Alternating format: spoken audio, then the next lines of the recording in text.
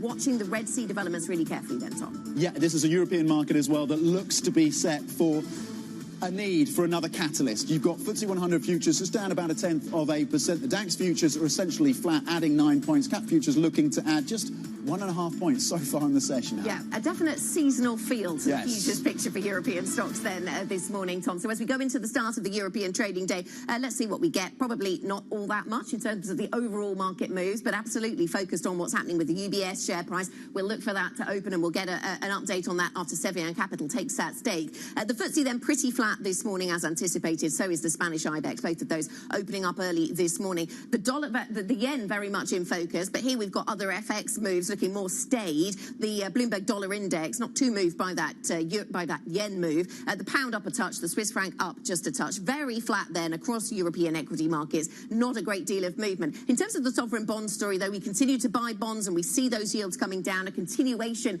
of the overarching theme that we've seen over recent weeks of anticipating rate cuts from big global central banks next year in 2024. That is the theme the market really wants to cling to, really wants to run with as we head towards the end of the year. Doesn't seem to be much sign of a change in that. A little bit of weakness coming through in commodities as we watch what's going on around the Red Sea. We had seen a bit of a jump up in some of those gas prices yesterday in connection with that story. Now it seems it might take longer for some cargoes to reach us from Asia because of not going through the Red Sea and the Suez Canal, but they're going through the longer route. We've certainly heard from Maersk that they've decided to move their ships that were pausing at the entrance to the Red Sea. They're now taking that longer route. So we'll keep that in mind when we look at commodity prices and indeed the global economy as we head towards the end of the year. Tom, what do you see on the sectors? Yeah, despite the risks in the Red Sea, you'll currently see energy as a sector actually down 0.6%. It was one of the leading gainers yesterday, along with basic resources across your sectors.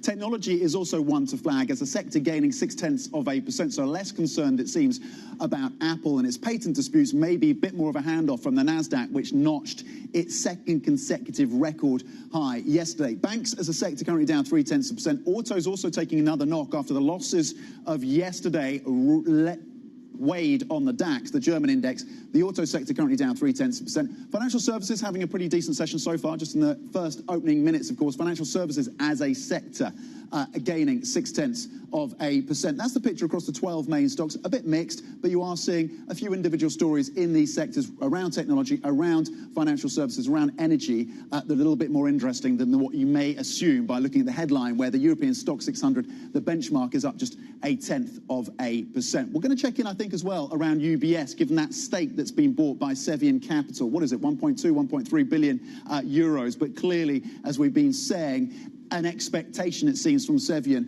that integration of Credit Suisse is going to work out essentially for UBS and position it to rival comprehensively its US counterparts in the years ahead. And you're seeing UBS rising 2% on the back of that news at 25 currently Swiss francs per share, 1.5% gain coming through. We'll continue to cover that story for you, get more details on the rationale behind that purchase of that stake, a significant stake, of course, from Cevian Capital, and what it means for UBS and its prospects, how much of a vote of confidence that really is. Currently, investors cheering that move. Again, the stock up 1.4%, Anna. Okay, that's interesting to note what we're seeing there on UBS. Let's pivot away from that story to others being covered by the Markets Today blog. Sophia Horta-Acosta joins us now from the blog team. And Sophia, let's go back to some of the China themes because we need to do justice to these this morning. Chinese property and the latest there, once again a focus on Country Garden. There is. So Country Garden Services, this is not the property developer itself, but essentially what services other developers. And you're seeing kind of the knock-on effect from the weakness in the property market there, an impairment charge. So shares really, really tanking. I just looked at my screen, down about 12%. This is not a big stock. But again, it shows the dangers of this spreading beyond not just companies like Country Garden Services that are directly linked to the property market, but those lenders who lends to this company as well. So there's a fear of that, and you're seeing also reaction in property stocks generally in China. I just looked at the index. It's down 50% this year, lost half of its value, and that's after a big drop last year as well. This is a very, very distressed sector, but again, I really have to say that the concern is whether this can spread beyond companies that are directly, servicing this industry. Yeah, and it's the woes in the property sector that are at least one significant factor in the downside that we've seen across Chinese shares. The MSCI China Index year-to-date down double digits, 14% or so year-to-date. It's been another really woeful year for Chinese stocks. And the MLive story, or at least the MLive survey, is what is the catalyst that changes that? What are you seeing in terms of retail flows, fund flows? So they're not investing in domestic shares. Where's that money going? It's going into cash, and that's a really big concern for Beijing because, getting households to spend their savings, the pandemic savings, that's been a story globally. But in China, it's been a lot more difficult to kind of unlock those savings. And what China has been trying to do, authorities there, is to unlock some of those savings and channel them into the equity market. That is not working. And this data written by my colleagues over there is that they're turning their back on mutual funds. Actually, the amount of cash or the amount of funds raised by these equity funds is the lowest in a decade. It really shows an aversion to domestic stocks. Obviously, Chinese residents have a difficulty in investing offshore outside their borders because of capital controls. So if they're not investing in the domestic stock market, they're not investing in stocks. They're sitting in cash. Yeah, that is a significant number, isn't it? The lowest level in about a decade. Sophia Horta-Acosta, thank you very much indeed. Of course, from our Markets Today blog, you can get more from Sophia and the rest of the team on the front page of the Bloomberg UK website or by typing TLIV GO on the terminal. Let's focus in on some of the other items on our agenda today. The ECB conference on fiscal policy and European Monetary Union, or EMU, governance continues in Frankfurt. It is the final day of meetings with policymakers discussing revisions to the EU Stability and Growth Pact. Will we get those new rules around debt limits? That's the crucial question there. Then at 10 a.m. London time, Euro area CPI final readings will hit the terminal. Services inflation fell more than expected in November in the preliminary release. We remember that well. And today's final inflation figure should offer some insights into whether that drop is here to stay. Then at 1:30 p.m. London time, we get a key US economic indicator with US housing starts data for November. And staying with the US at 5:30 p.m. London time, Atlanta Fed President Raphael Bostic speaks on the US economy to a Harvard Business School Club of Atlanta audience. So lots to listen for in terms of the Fed messaging. The market's not wanting to listen perhaps around the rate cut story of next year. But also interesting on the Eurozone data, because we remember when that inflation data hit, the weakness of it, the way it signified the progress that had been made on inflation, and how it was described by some of our guests, I think, as game-changing. Yeah, and to what extent that really pushes back and undermines the message that we got from Christine Lagarde, an insistence that they are not even thinking about cutting at the ECB. And it's interesting on the US stories, as we look ahead to Raphael Bostic's comments then, and you talked to Mark Cudmore about this, the fact that markets seem to be looking through this pushback from Fed officials, and you're seeing again money moving into US Treasuries today. Not significantly, but it is there again, the 10-year at 3.91. We'll see it again if that commentary changes things. Yeah, absolutely. Coming up on the programme, UBS opens higher after Cevian Capital takes a 1.2 billion euro stake in the Swiss lender. We'll have more on that and other stocks on the move next. This is Bloomberg.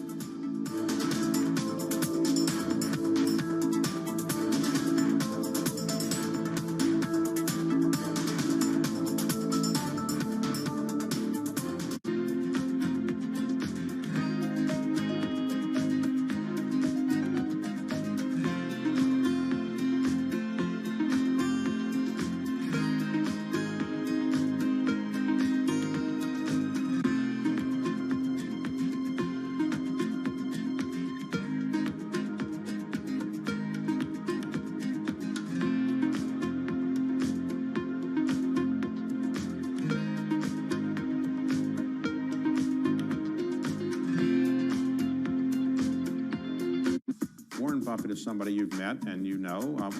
What does he tell you about investing? He tells you to just do what he does, or what does he tell you? Pretty much.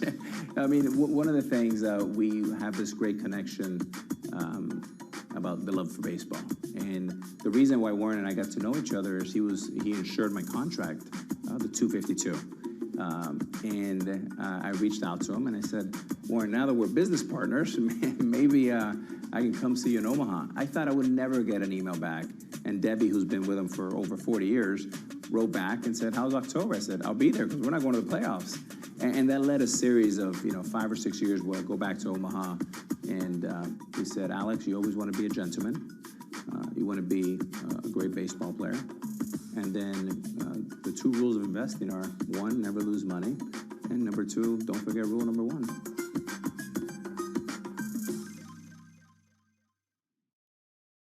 Bloomberg has enhanced search on the terminal to deliver what you need when you need it. Now, you can simply type phrases in everyday English in the command line. Compare financials. Find people. Analyze markets.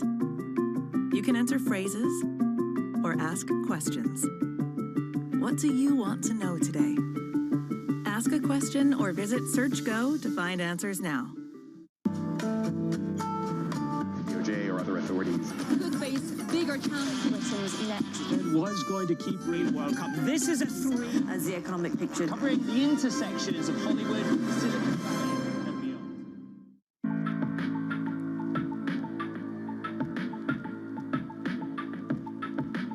This is Bloomberg.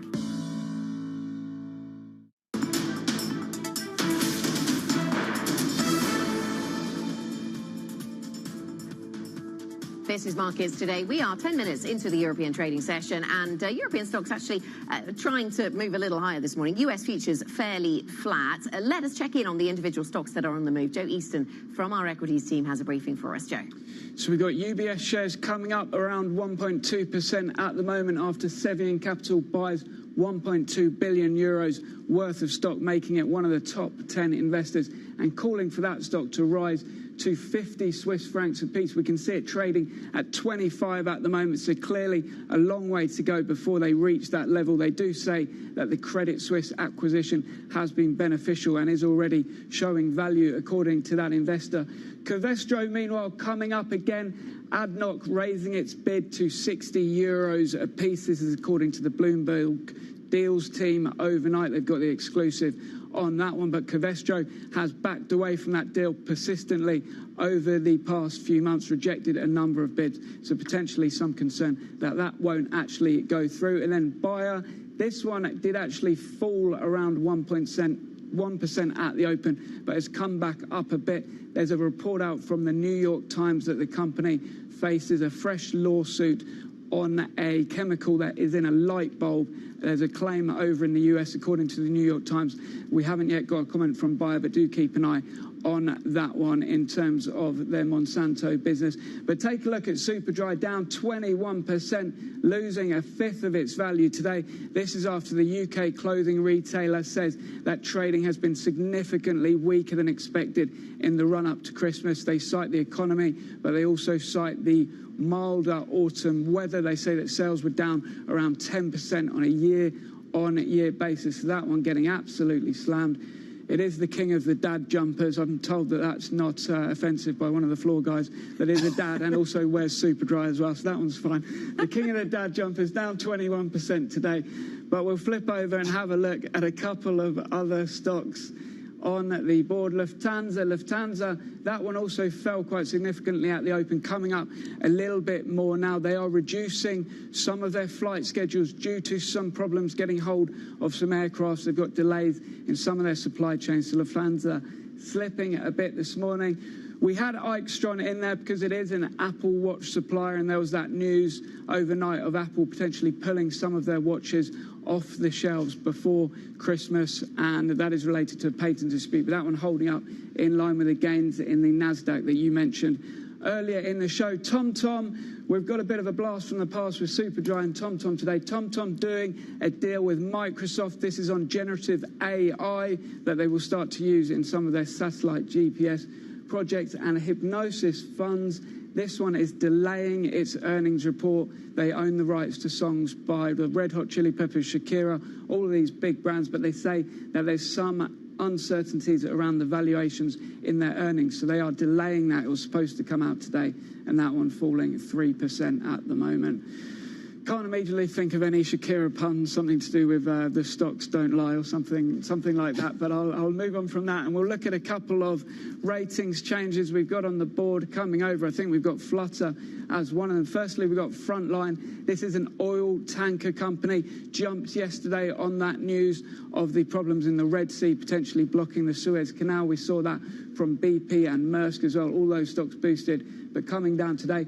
Flutter is upgraded at Peel Hunt. They say buy that one, whereas Equinor is downgraded over at RBC to sector perform. They don't like the valuation there. And Morgan Stanley trims its price target on the Italian luxury firm Salvatore Ferragamo, and that one falls 1% in Milan. OK, Joe Easton from our equity team. Joe, don't take your fashion tips from the floor team. Definitely not sure. I like how he checks in on the people that he might insult when he's crafting his puns, just to make sure that... To give them the heads up. It's a daily fair, thing, isn't it? Let's bring in Virginie Maisonneuve now, not on fashion, but on these markets, and whether or not the equity rally will continue to be fashionable in 2024. Global Chief Investment Officer, of course, for equities at Allianz Global Investors. Virginie, good morning. Do you want to lean in to this global equity rally that we are seeing? Does it have legs into 2024? Well, I think it's going to be volatile, and so clearly you want to keep some risk on, right? But you have to be very careful with your portfolio construction. Why? I think the markets, we're up about 12% since November 1st. There's a lot of anticipation about rate cuts, but actually, while disinflation is going on, you still have, and will be supported by deflation that we still have, that we see from China, you still have weaponization of commodities, as we've seen with the Red Sea incidents, and there's been quite a few in the last couple of years. So I think we have to be careful. The second thing is, I really don't see how we could have very aggressive rate cuts while we still have quantitative tightening. So I think there's a pace of things. All this said, as we know, lower rates will help in terms of discount rate, valuation of equities, etc., will help the market. So you want to be invested, but you want to be very careful with your portfolio construction and still bet on quality. OK, so if you're still betting on quality, good morning to you, Virginie. And you might take this opportunity to build some long-term positions. What are the kind of qualities that you're looking for? Well, so do you know what I like is I call it my pyramid. So at the bottom of the pyramid, you have a low vol, multi-factor kind of strategy that anchors your portfolio. And in quality, because we'll have this back and forth, I mean, central banks have an asymmetrical function, ahead of them. They're really worried about cutting too soon, but they don't want to be accused of a policy mistake. So you want to stay quality growth, of course, because, it's the reverse image of what we've seen before, but you still want some dividend and you still want some value in their quality value because of that volatile time that will remain ahead of time where the market goes probably from, being over-optimistic to over-pessimistic, etc. So, Virginie, how are you expressing that on a kind of regional basis? Does a kind of a barbell approach with US on one side, European on the other, does that give you that kind of exposure? Well, I mean, for us, since we have, many different teams in equities, I think every team does it from the bottom up. We also have a thematic team that we look still at the key themes such as AI and cyber and water and climate transition, etc. But I think what you want is really have the theme at the top of the pyramid, right? To be able to benefit when you have those, very strong moves in the thematics area, your quality in the middle of the pyramid and your best style, or what we call best style, but I would say multi-factor at the bottom of the pyramid to manage that volatility, but overall quite positive, for equities, but volatile. Yeah, you've talked in your notes ahead of our conversation, Virginie, about divergence of markets and economies globally, and that's some of your expectation for 2024. What does that? We're seeing a little bit of that divergence post the Fed last week already. Is that the type of divergence you're talking about, and how long does that last for? Yeah, so the divergence is markets, but it's also economy. And you can see the big divergence is China versus the rest of the world, right?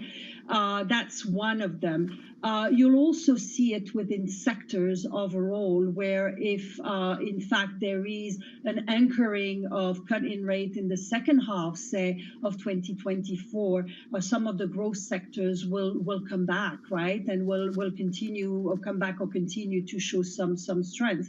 Now, if you look at China, if you look at the basically oversold trades, such as China or small cap, I think there's a decent chance for them to come back.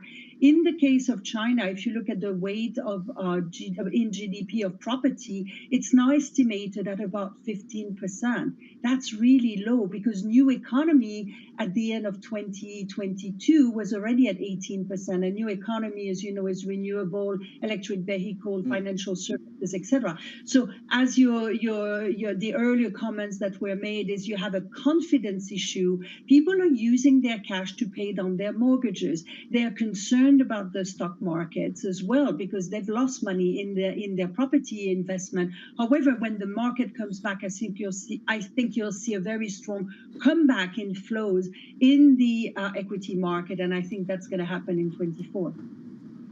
So Virginie, on that then, that's the call around China and the flows moving back in 2024 to that beleaguered equity market. Would you want direct exposure to Chinese stocks, or would you want to get that gain via some of the proxies? I think you can do both. I think the A-share market is very cheap, but you have also, it's all about expectations versus reality, isn't it? So in terms of proxies, you can have companies that will benefit, but you want to buy the stocks that have really very low expectations embedded in their share price, because I think that's going to be really interesting. The other important theme when you talked about quality was debt. So as you've seen, U.S. federal debt is up to 33 trillion now versus from 21 trillion 5 years ago. It's really interesting when you think of the zombie companies that we've had growing around the world in the decade of very, very low and declining interest rates. I think those zombie companies could potentially, and this is why I want to stay in quality, go bankrupt. And there's been a sevenfold increase in companies that I call zombies that, have basically very low cash flow, low margins, and have survived on this low interest rate. So if you look at that around the world, actually China doesn't do badly there. Virginie, thank you so much for joining us. Virginie Masseneuve, Global Chief Investment Officer for Equities at Allianz Global Investors. Coming up on the programme, we'll focus in on one stock in particular, UBS higher this morning as investor Cevian Capital takes a €2 billion bet on the Swiss lender. We will bring you that story next. This is Bloomberg.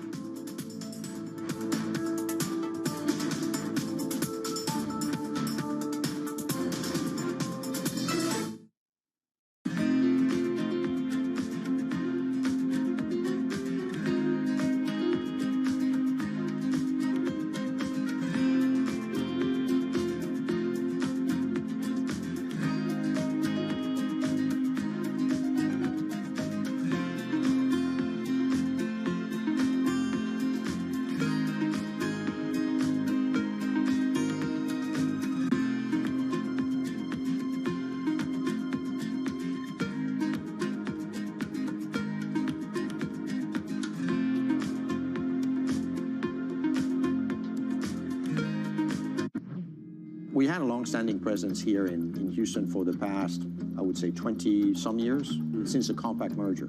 We bought a piece of land, we started building this building. And in doing so, we had to also recalibrate how we were building it because the pandemic hit us. And we thought about recreating a work environment that is very, very different, that is catered for this new structural way of working, which we call edge to office, where people don't always come to the office to work, can work remotely from their homes, their edges, but have to come back to the office for specific reasons, such as team meetings, customer meetings, and in general, collaboration. With regards to the hybrid work model, do you see that as something that will persist longer term when the pandemic is long gone? Yes, no question, this will persist.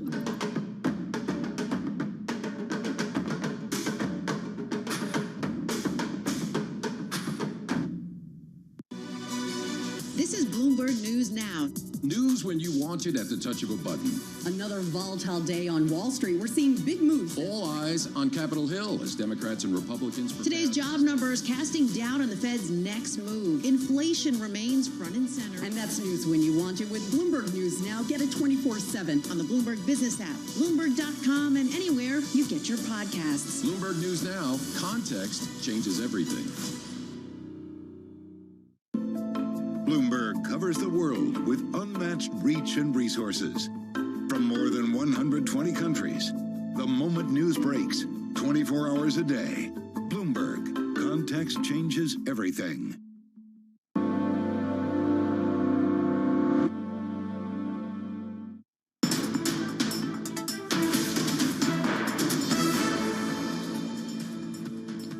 This is Markets Today. We're 24 minutes into the European trading day. Gains across the European benchmark of 0.3%. In the banking space, though, the focus is here with the UBS story. Shares gaining this morning. That's after Cevian Capital said it has taken a 1.2 billion euro bet on the Swiss lender. The activist investor reckons the takeover of Credit Suisse could see UBS double its share price and secure its spot as the #1 global wealth manager. For the details then, we're bringing in Tom Metcalf, who leads our finance team here in Europe.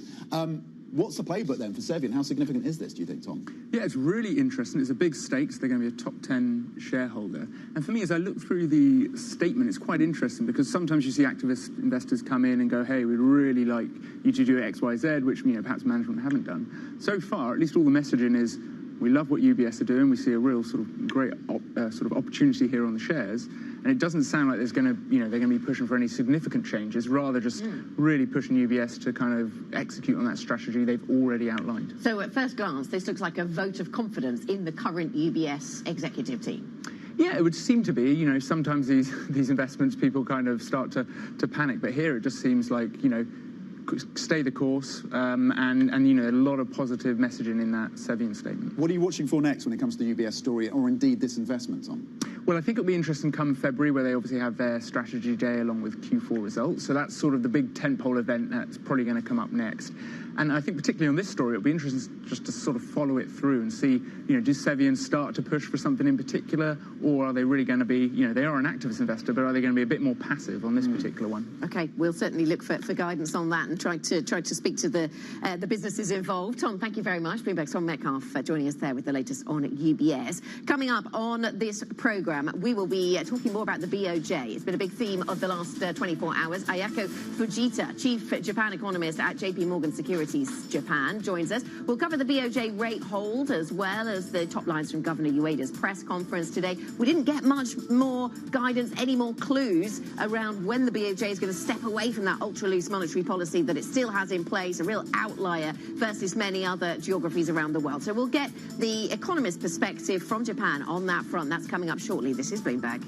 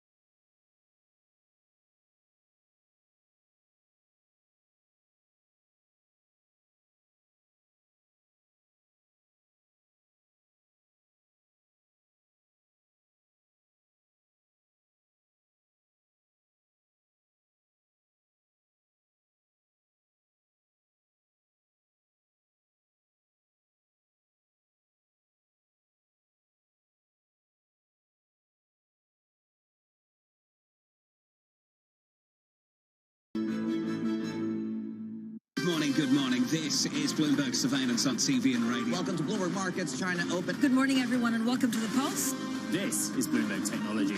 And welcome to Balance of Power. This is Bloomberg.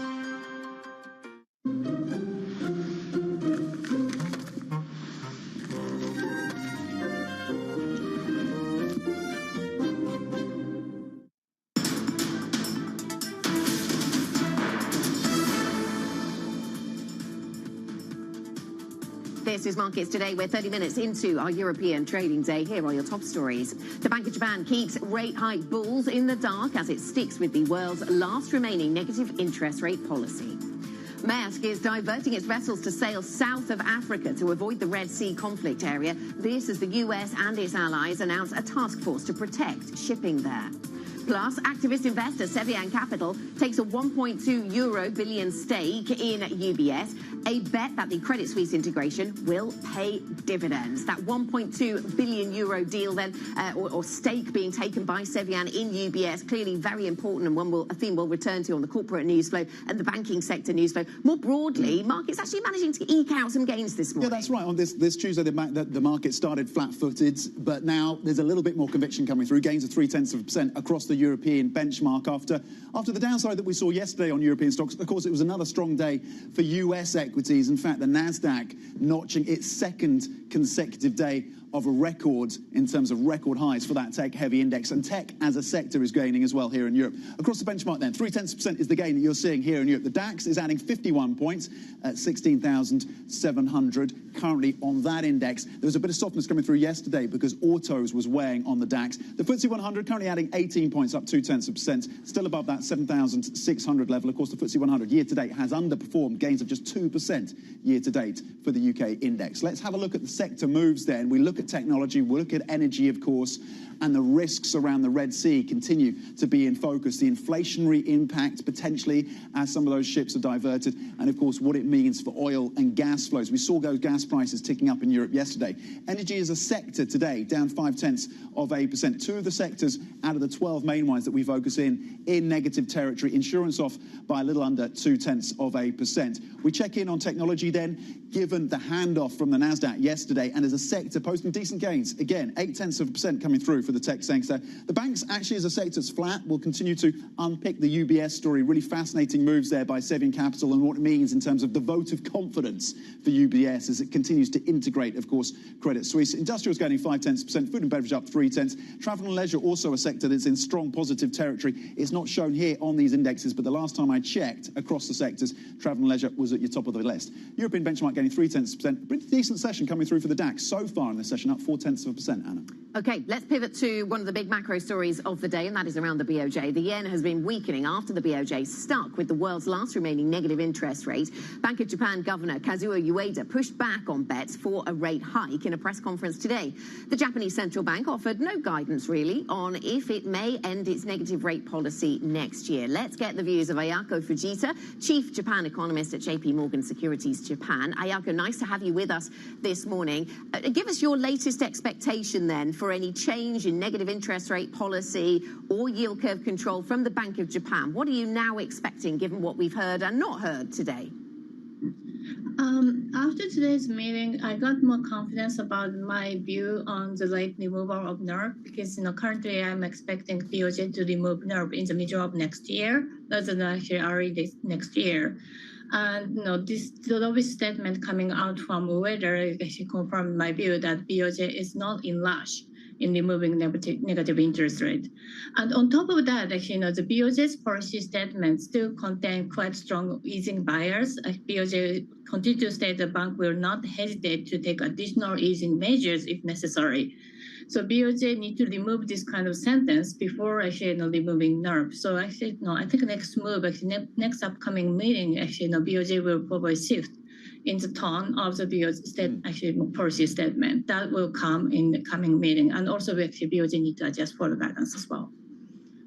Okay, so that easing bias is still there. It confirms your view and your forecast, Ayako. What do you look at in terms of the sequencing when we do finally get an end to negative rates? How is that sequencing likely to play out for you?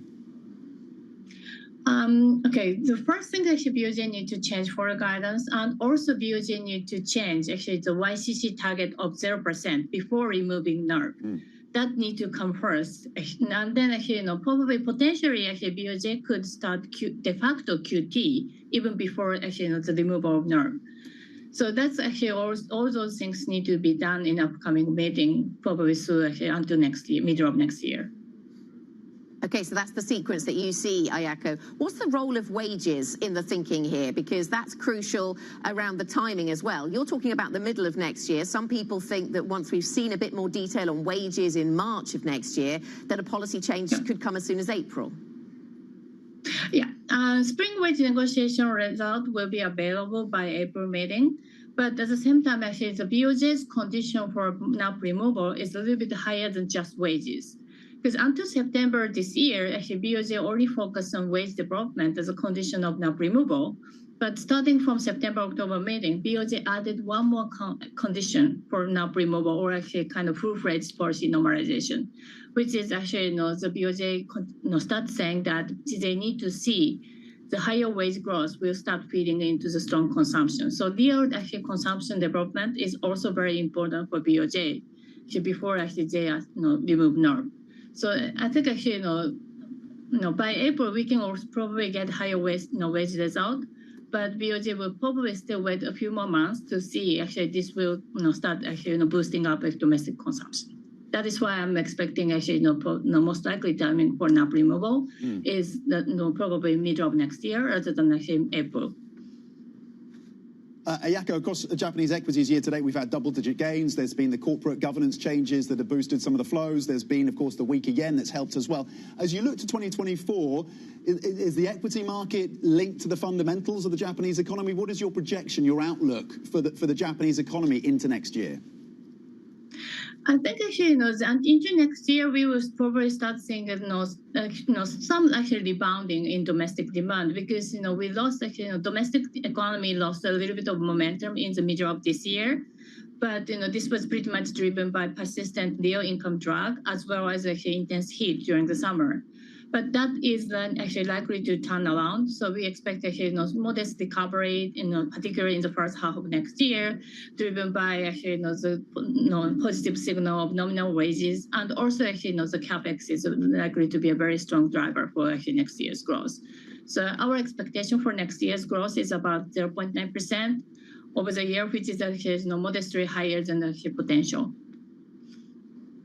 Okay, a more positive growth picture for the Japanese economy potentially in 2024, and a view that change to the negative interest rate policy doesn't probably come to pass until the second half of the year. Ayako Fujita, really appreciate your insights this morning. A big day, of course, for the Bank of Japan. Chief Japan economist at JP Morgan Securities Japan, thank you. Coming up, we're going to speak to Verena Ross, the chair of the European Securities and Markets Authority. Will the IPO pipeline look more healthy in Europe? And how is the competition between the bourses in Europe versus the US expected to unfold in 2024? That conversation is next, live from Paris. This is Bloomberg.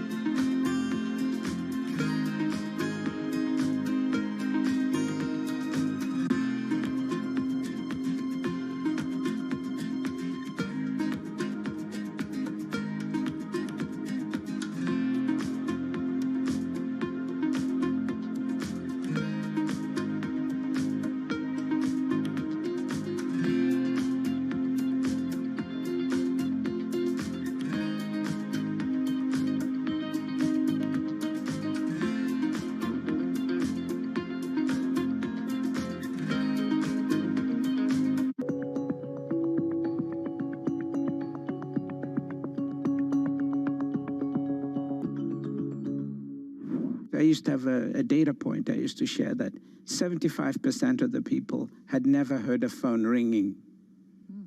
Just think about it. I didn't say had never used a phone. They'd never heard it ringing. Today, 75% of the African people have a mobile phone. They use one, okay? And we will do the same with the internet in the next 5 years. we will do it as an industry, as entrepreneurs. All we need is the space, and we need investment support, because we are the best investment cases for this in the world.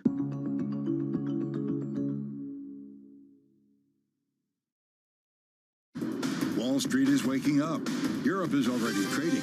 And Manus Granny and Danny Berger are making sure you have the news, data, and analysis you need to set your agenda. Micro, macro, and everything in between. Manus in New York and Danny in London follow the money around the globe. Take a daily deep dive into risk and help you make informed decisions for your trading day. Watch Bloomberg Brief, weekdays at 5 a.m. Eastern, only on Bloomberg. Context changes everything.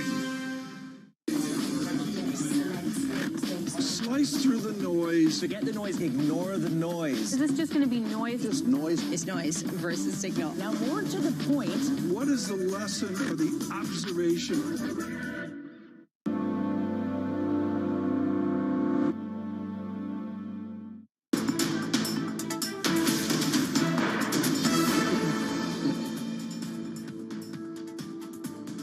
Welcome back. This is Markets Today, 8:40 here in London. European equity markets 40 minutes into their stride for this Tuesday and making some actually better than anticipated gains across European equity markets this morning. A little bit of optimism surrounding the banking sector perhaps helping. We have modest expectations for the US picture ahead, though. The futures picture there looks fairly flat. Now, it has been a challenging year for European bourses, hoping to attract big-ticket IPOs. Some of the continent's highest-profile companies, including the German sandal maker Birkenstock, chose to shun local listings in favour of New York, concern for Europe's hopes of competing with the US. Of course, it's not been a great year for IPOs globally, but that's part of the transatlantic competition we're dealing with as well. Let's talk now exclusively to Verena Ross, the chair of the European Securities and Markets Authority, to have a conversation about this and other matters concerning European markets and their functioning. Verena, very nice to have you with us. Let's start with the IPO dynamic then. Has this come as something of a disappointment, do you think, to Europe, that we haven't attracted more IPOs this year?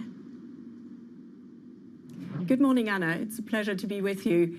For me, the capital markets have clearly also been influenced by the interest rate environment. As you say, it hasn't been a great IPO market generally this year.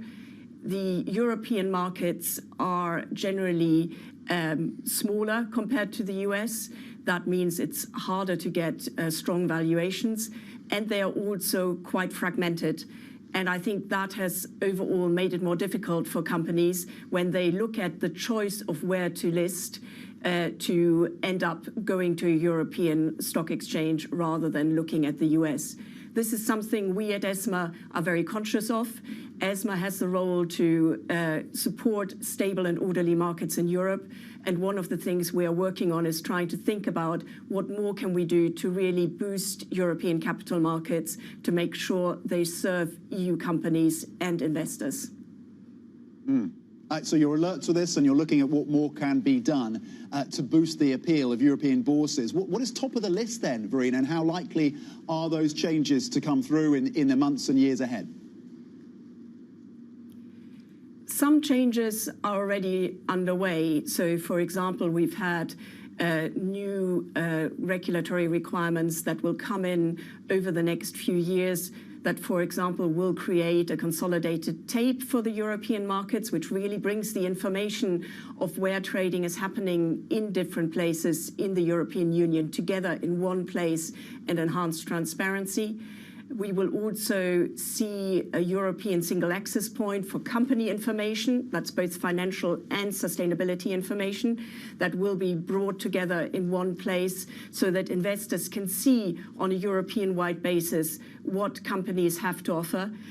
And on top of that, we need to think, however, more broadly, I believe, into what is ultimately behind supporting effective capital markets that are attractive to investors. And so that is something where further work clearly needs to be done over the next few years. So your efforts to reverse fragmentation of trading venues, Verena, goes beyond consolidated tape for equities. How much further does it go? we will look more broadly at making sure that when there are regulatory requirements, that those are looked at and implemented in a aligned way across the European Union. That should support ultimately the ability to work cross-border and to make products and investments more attractive cross-border in the European Union. Over time, we hope, together with the consolidated tape, that will ultimately increase, enlarge the liquidity pool and make it more attractive for European companies. But we should say the European market is ultimately very much bank-based, and that will probably remain the case. At the same time, we have such significant investment needs for the sustainable and digital transition that it is important that the European capital markets are able to meet those needs and are able to finance the transition. Yeah, well, on that digital transformation part of the equation, we know from reporting from the Financial Times, there were conversations between Euronext and Deutsche Börse, and part of the conversation, it seems, was whether or not Europe needed its own tech index, a kind of NASDAQ equivalent. Do you think that would be appropriate? Is that something that should be considered, Verena? I think it's really down to the market players to look at what needs to be provided to make the trading environment in Europe attractive for different types of companies. So it's obviously the digital transformation means there are a lot of new fintech companies that look to find funding. And that is partly they can get by going to the market in an IPO. But we should also think about the full funding escalator that starts with seed funding at the beginning. It starts with private equity, venture capital, availability of funding, making sure there's the right ecosystem and environment to support such companies to find investors in the European Union. And then on the other hand, it's also making sure that European investors are looking at European companies to invest in. And that is part of ensuring that we have investment vehicles that are actually able to support the financial markets. As ESMA, we are very much looking at that from an orderly and stable markets perspective on the one hand, and on the other hand, making sure that investors are protected and that there's trust in the financial markets and that investors see capital markets as one of the routes in which they might want to invest to ensure that they have, for example, capital for their old age. Okay, really appreciate your insights and coming onto the show this morning. Verena Ross, an exclusive conversation there with the chair of the European Securities and Markets Authority. Thank you. Coming up, we are going to speak to Lars Forberg, the co-founder and managing partner of Sevian Capital, as the activist investor makes a €1.2 billion bet on UBS. That conversation coming up next. This is Bloomberg.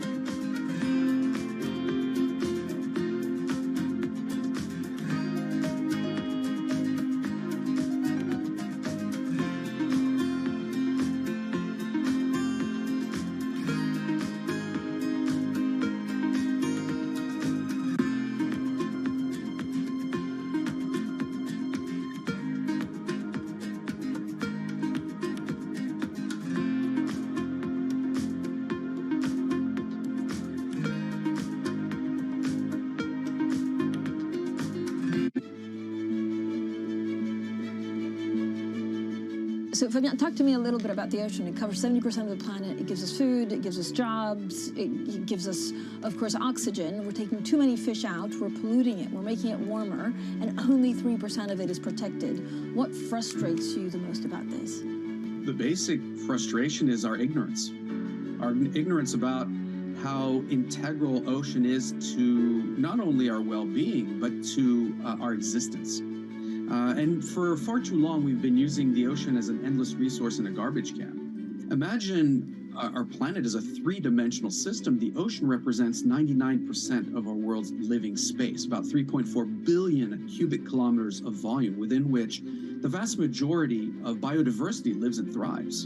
And that's what we're beholden to. That is what makes us possible as a species.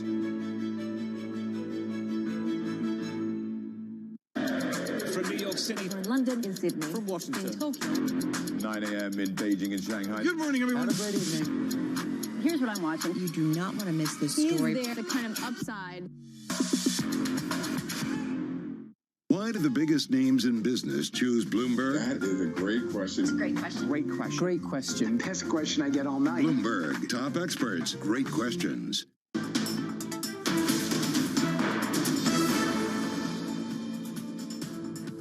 Welcome back to Markets Today. Now, the activist investor Sevian Capital has taken a 1.2 billion euro stake in UBS, saying it sees, quote, significant value potential in the bank. We're joined exclusively now by the Sevian co-founder and managing partner, Lars Forberg. Thank you so much for joining us, Lars. I wonder if you would characterize this stake that you've taken as a vote of confidence in the existing management and strategy of UBS.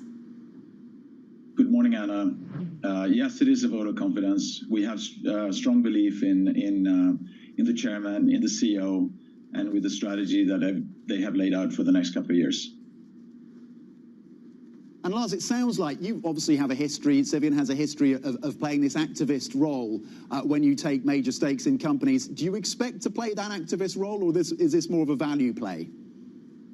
No, we're going to be an engaged owner, as we are in all investments we do. We take a perspective of seeing where can a company be 3 and 5 years from now. Is it going to be a much better company? Can we be part of making that a much better company? And we see in UBS that management and board have laid out a very clear strategy over the next couple of years in integrating Credit Suisse into UBS. And it's going to create the largest global wealth manager. It's going to be an incredible business covering basically the entire globe. And outside of the US, is going to be 3 times larger than its closest competitor.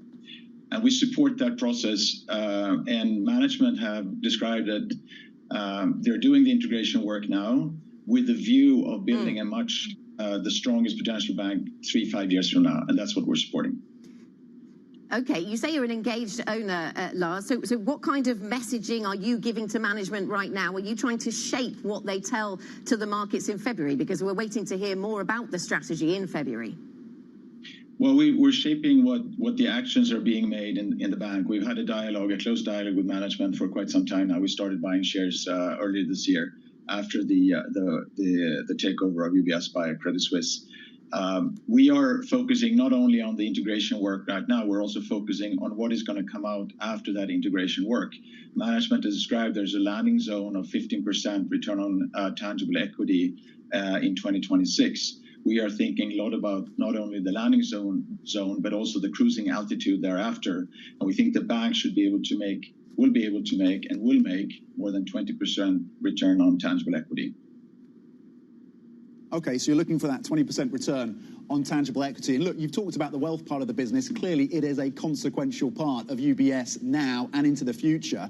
Would you like to see that play a bigger role in terms of the business mix? Would you like the wealth management part of the business, the wealth business, to make a bigger part of this business? The wealth business is including asset management is 60% of the group. And on top of that, there's 20% is the bank in Switzerland, which is an amazing bank, and then another 20% is the investment banking. We think those numbers are good at this stage. We think that wealth management is going to grow faster than the other areas over time, and thereby becoming a larger share of the group.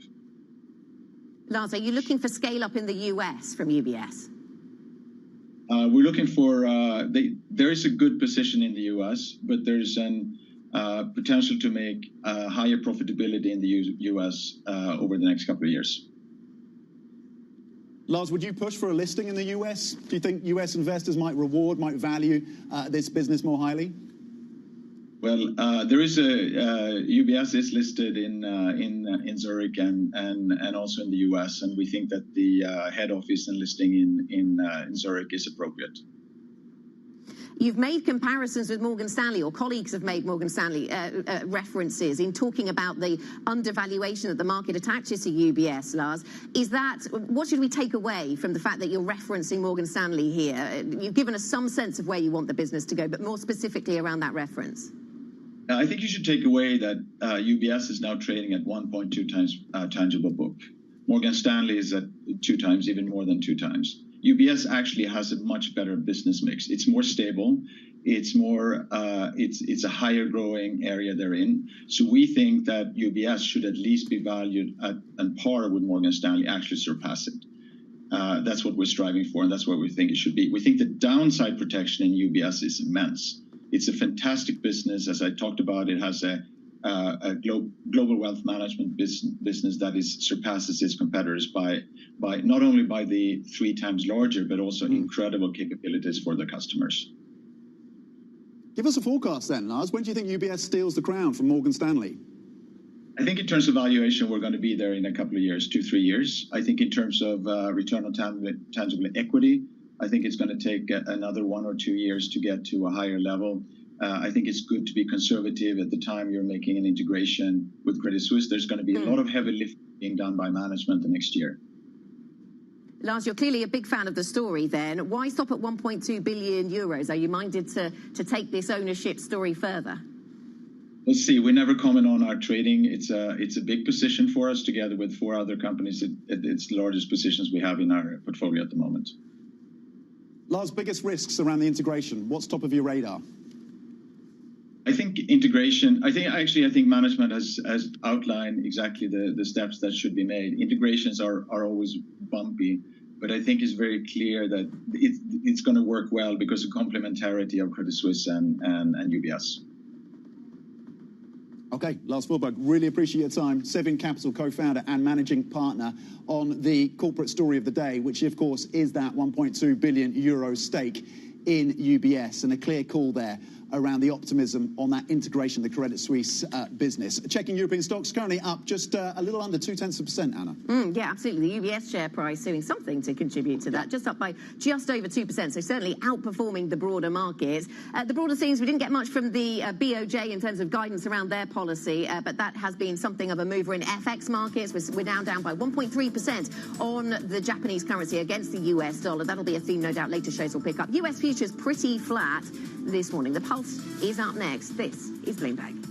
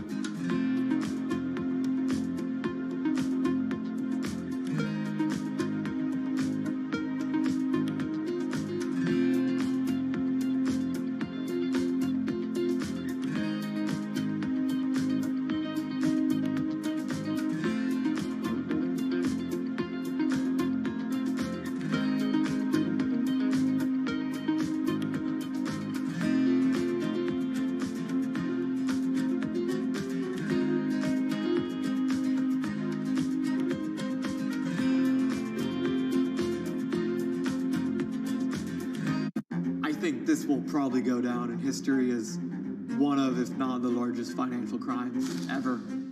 I cannot imagine a scenario where $8 billion just disappears. Bankman-Fried has pled not guilty to multiple fraud charges. Sam was just too important in the crypto community.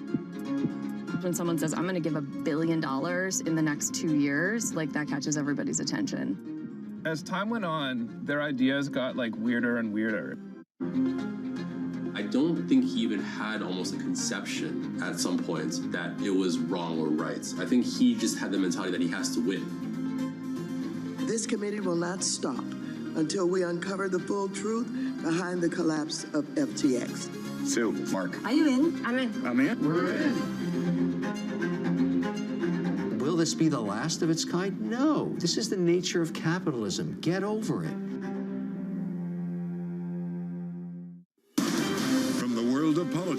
to the world of business. Every weekday at 5 p.m. Eastern Time, hosts Anne-Marie Hordern and Joe Matthew alongside Kaylee Lines deliver news, insight, and analysis live from Bloomberg's Washington headquarters. Get the latest from and about politics' biggest power players at the end of every trading day. Balance of Power, every weekday at 5 p.m. Eastern Time, only on Bloomberg. Context changes everything.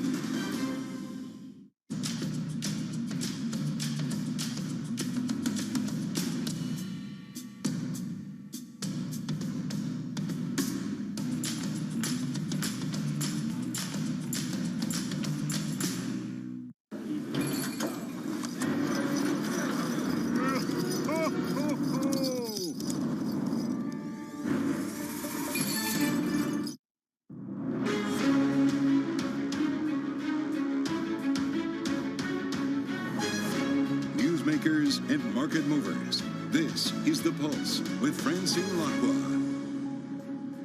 Good morning, everyone, and welcome to The Pulse. I'm Francine Lacqua here in London with the conversations that matter. And here's what's coming up on today's program. The Bank of Japan sticks with the world's last remaining negative interest rate. Well, Governor Kazuo Ueda says it's hard to give an exit plan with any certainty. Activist investor Sevian Capital takes a 1.2 billion euro stake in UBS, betting that the Credit Suisse integration will pay dividends. Plus, the U.S. and its allies announced a task force to protect shipping in the Red Sea as threats to vessels begin to impact global trade. So, good morning. A lot going on this Tuesday morning. Let's have a look at the European markets map. Again, a lot of the focus is on oil at a 2-week high. A lot of the focus is on shipping, whether a lot of what happened with liquefied natural gas tankers now extending to oil means that global trade will have to go around Africa. This adds a lengthy amount of time. So there are worries about shipments and supply going forward. Now, for the moment, you can see we're in a little bit of a holding pattern. The CAC down 0.1%. The FTSE here in the UK is pretty much unchanged. The DAX is gaining 0.2%. We have 3 stories we really want to tell you about. First of all, UBS will have a great roundup of banking and what that means going forward. And then we actually have quite a lot of analysts that have been steadfast saying that interest rates will not go lower, now having to reverse that. So we'll talk a little bit about that as well. You can see UBS on the back of that 1.2 billion euro stake from Sinvian, 1.8% higher. So UBS shares gaining this morning. That's after, as we were saying, a 1.2 billion euro bet on the Swiss lender. The activist investor reckons the takeover of Credit Suisse could see UBS double its share price, but also secure its spot as a #1 global wealth manager. Now, for more on this, we're joined by Paul Davies from Bloomberg Opinion. Paul, I'm so glad you're here because actually you understand banking. You've been following activist investors for quite some time. Now, when this broke this morning, a lot of people said, okay, 1.2 billion, they have 1.4% of UBS. It's not huge, but do we have any idea of what their intentions are? So, well, you say it's not huge. I mean, it's not huge in the scale of UBS, but it's big for them, right? I mean, They've got like $12 billion under management or something, so it's a good 10% of, nearly 10% of what they run. I mean, in terms of their plans, we just had the CEO talking before. I mean, it's quite an unusual position, I think, for Sevian in the sense that we typically expect them to be this kind of very quiet, behind the scenes, but engaged and activist. You know, they want to change things. They want to influence what the management does.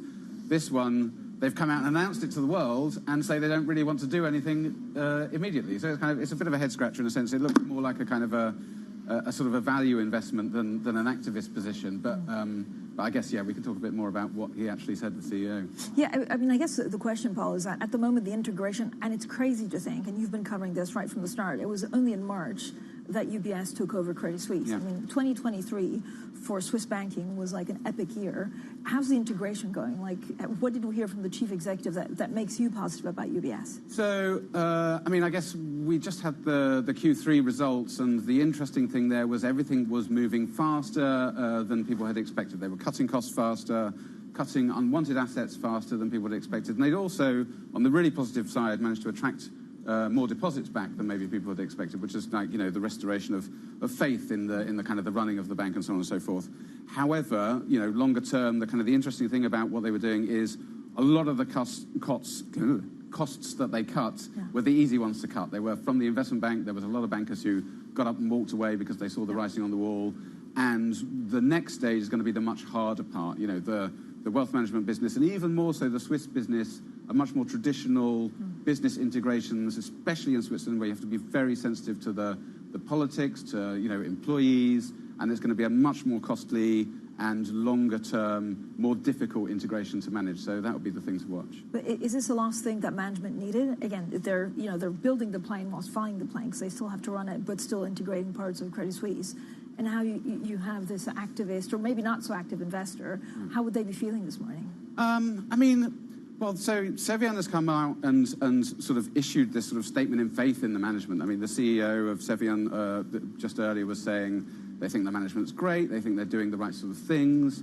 They have their eye on sort of 3 to 5 years' time. They want to kind of influence the longer-term strategy, how, not so much the integration, but what UBS builds and what it becomes sort of, from there on. So, I think, initially at least, the management of UBS ought to feel somewhat supported by this. It's a vote of confidence, as I say.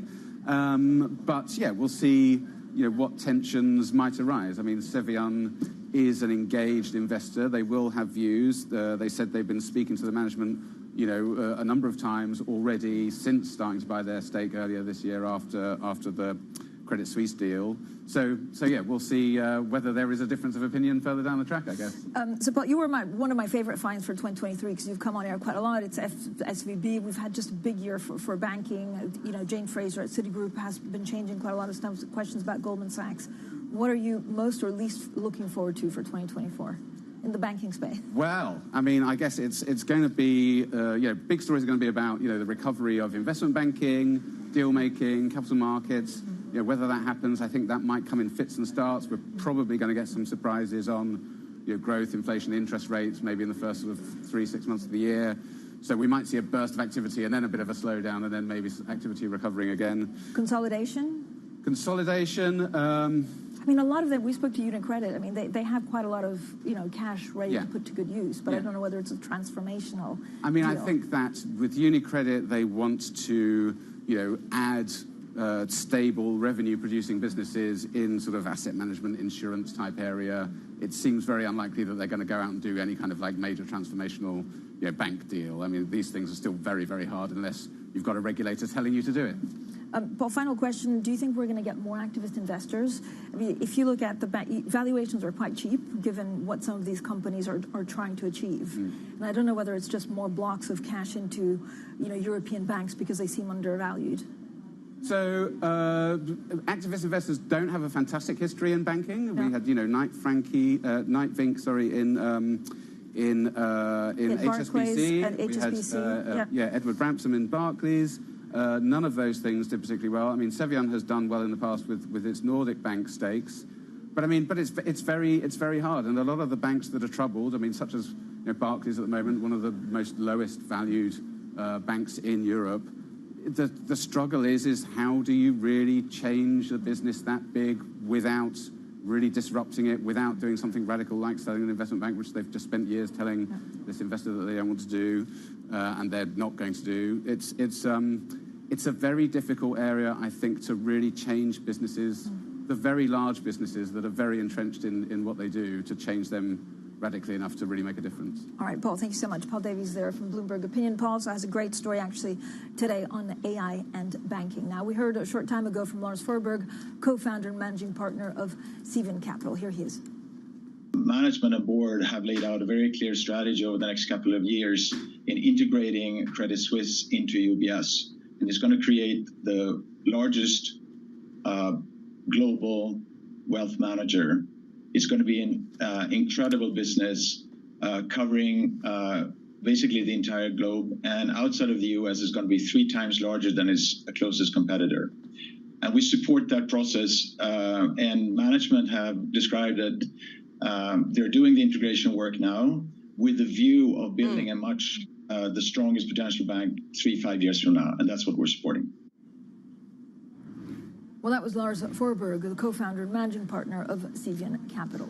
Now, Germany will also sell a smaller volume of federal debt next year. This just breaking on the Bloomberg terminal as the government continues to wind down aid earmarked to offset the impact of the COVID-19 pandemic and the energy crisis. Now, the German government plans to issue about 440 billion euros in debt.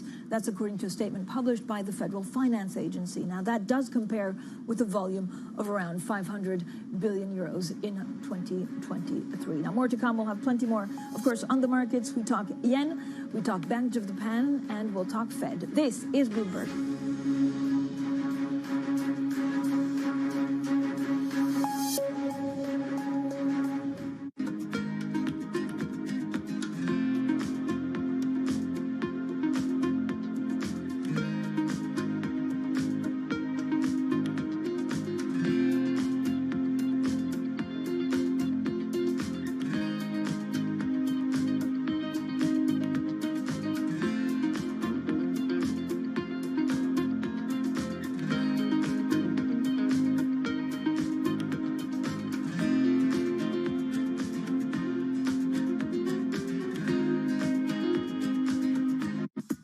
Buffett is somebody you've met and you know. What does he tell you about investing? He tells you to just do what he does, or what does he tell you? Pretty much. I mean, one of the things, we have this great connection about the love for baseball. And the reason why Warren and I got to know each other is he insured my contract, the 252. I reached out to him and I said, Warren, now that we're business partners, maybe I can come see you in Omaha. I thought I would never get an email back. And Debbie, who's been with him for over 40 years, wrote back and said, how's October? I said, I'll be there because we're not going to the playoffs. And that led a series of 5 or 6 years where I go back to Omaha. And he said, Alex, you always want to be a gentleman. You want to be a great baseball player. And then the 2 rules of investing are, 1, never lose money. And number 2, don't forget rule number 1.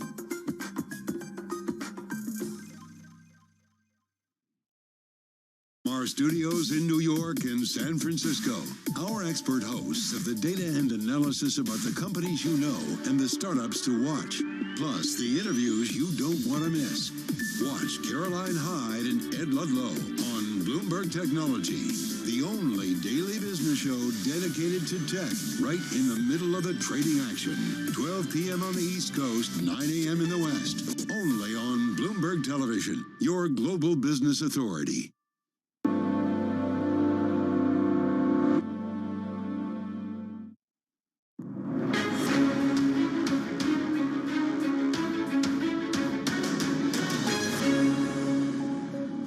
The Bank of Japan has stuck with the world's last negative interest rate today and offered no guidance on whether it might scrap the policy.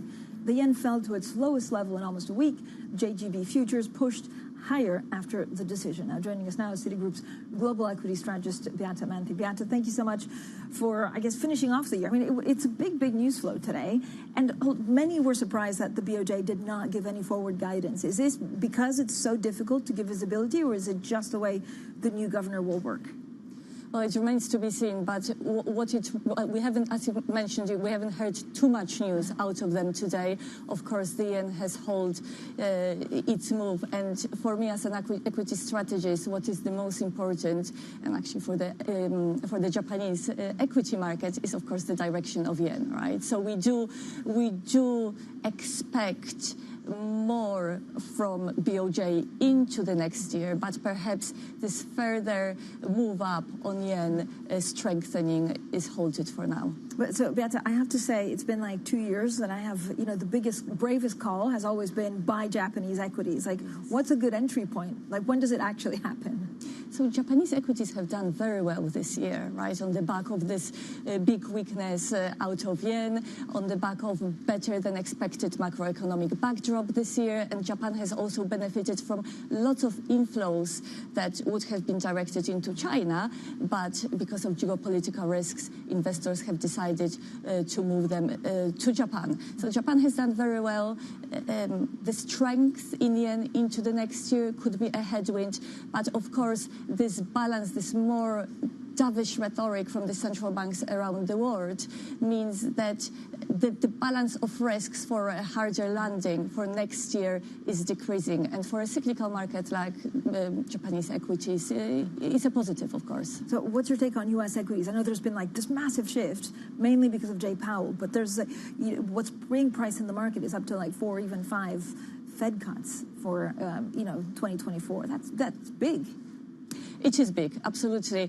City economists out of the US expect 4, so that's much more.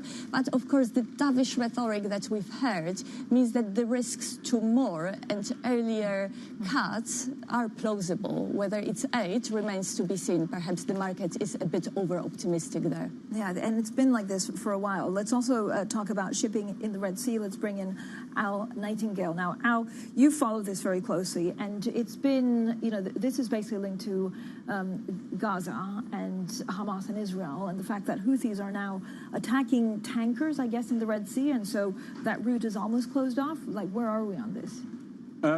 It is shut down significantly. We thought about a third of transits had been cut.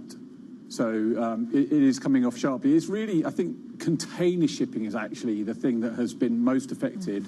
And I personally think could be the most affected because it's a very logistics-heavy industry. So with oil tankers, they can go to different ports, deliver different cargo to different locations.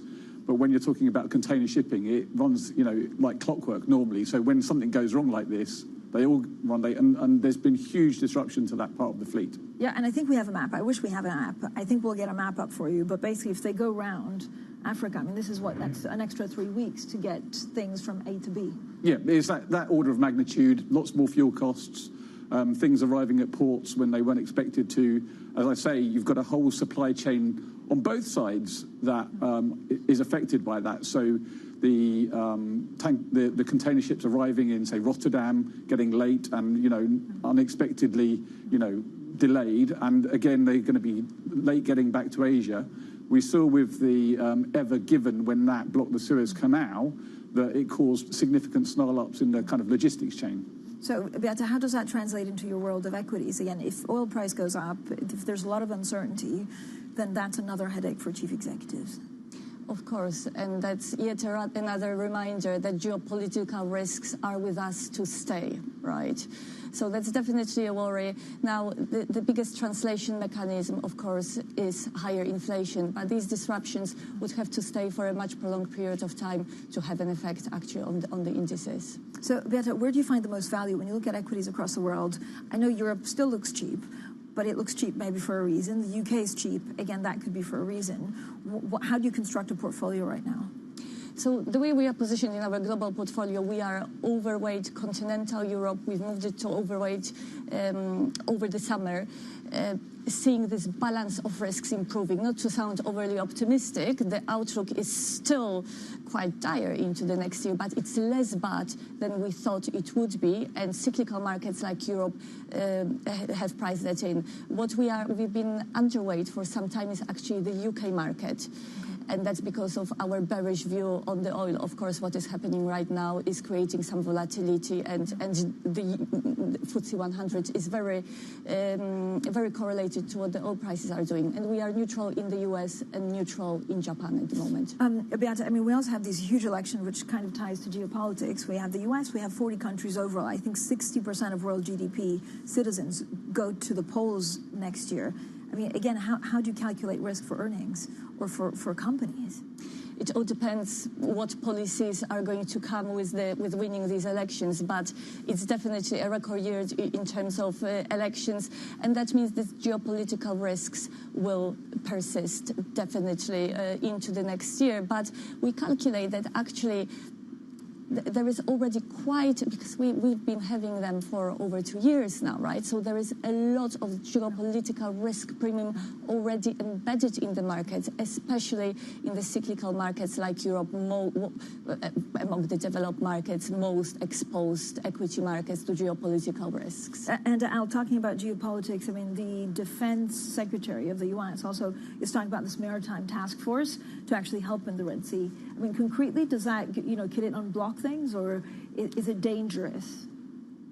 Clearly, the Iran-backed Houthis, perhaps they want to draw the US into more of a conflict. So I think that's why you've seen the US treading carefully in its approach to this. So yes, it could be dangerous. Yes, it could also secure things without question. You know, just use military might and maybe attack at source, and some of these things do subside. But you saw today, Maersk has said it's going to send its ships the long way around after the US statement. So clearly they've taken a view, well, yes, I mean, I imagine that they expect some kind of improvement in the security situation, but when a huge company like Maersk says it's going to go the long way around after that statement, it tells you something. Yeah, alarm bells with a lot of investors. Thank you so much, Al Nightingale of Bloomberg. Beata Manthi, Citigroup's global equity strategist, stays with us, and we'll talk maybe a little bit more about the sectors she likes. This is Bloomberg.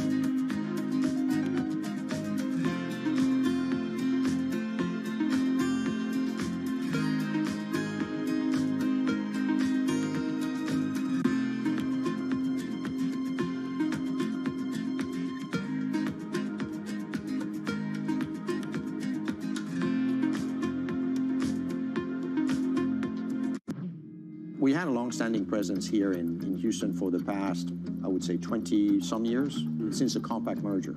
We bought a piece of land, we started building this building. And in doing so, we had to also recalibrate how we were building it because the pandemic hit us. And we thought about recreating a work environment that is very, very different, that is catered for this new structural way of working, which we call edge to office, where people don't always come to the office to work, can work remotely from their homes, their edges, but have to come back to the office for specific reasons, such as team meetings, customer meetings, and in general, collaboration. With regards to the hybrid work model, do you see that as something that will persist longer term when the pandemic is long gone? Yes, no question, this will persist.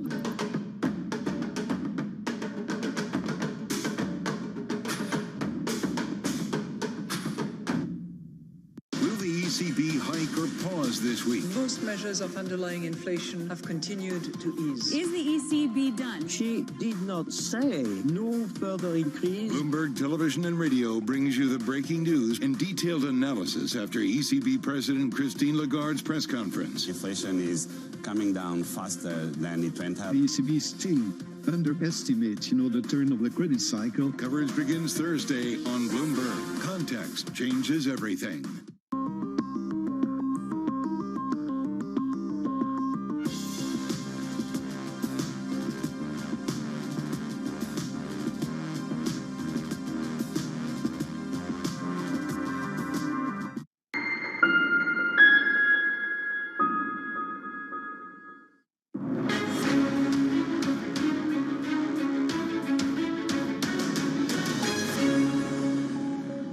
Welcome back, everyone. Now we talk a little bit about tech. Apple, we understand, is just days away from a U.S. ban on its smart watches.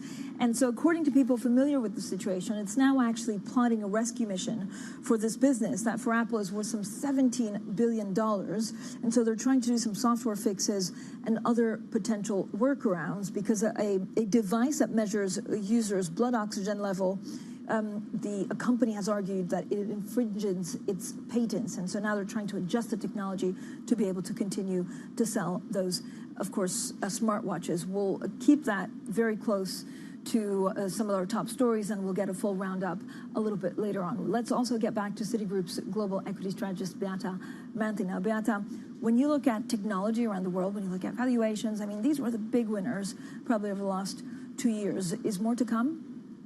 So Tech is a very special sector that has been driven so much by what the rates have been doing, right? So it's re-rated as rates were low and derated last year heavily as rates were going higher. We've been negative last year all the way to March. In March, we've upgraded tech to overweight both in Europe and globally.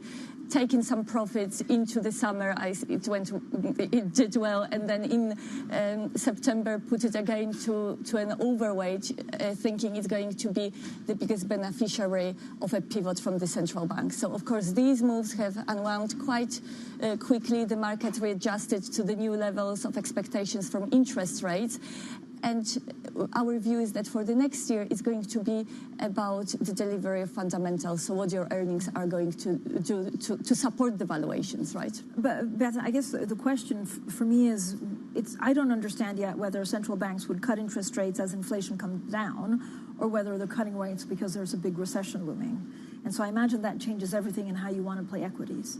Absolutely. So the assumption of the market right now is that this more dovish pivot from the Fed decreases the odds of recession, right? We are going to have a slowdown, but the question is how deep it's going to be. So over the next few months, we'll be absolutely concentrated on signs of weakness or relative strength versus what has been expected, right? So again, it's about the rate of expectation and deltas. Is it better than we thought it would be? We know it's going to be a slowdown, right? And that's yet remains to be seen. So that's, I guess, the optimistic point of view. Let's say it's a slowdown, but they managed to cushion it. What does it mean for other sectors that you like, apart from tech?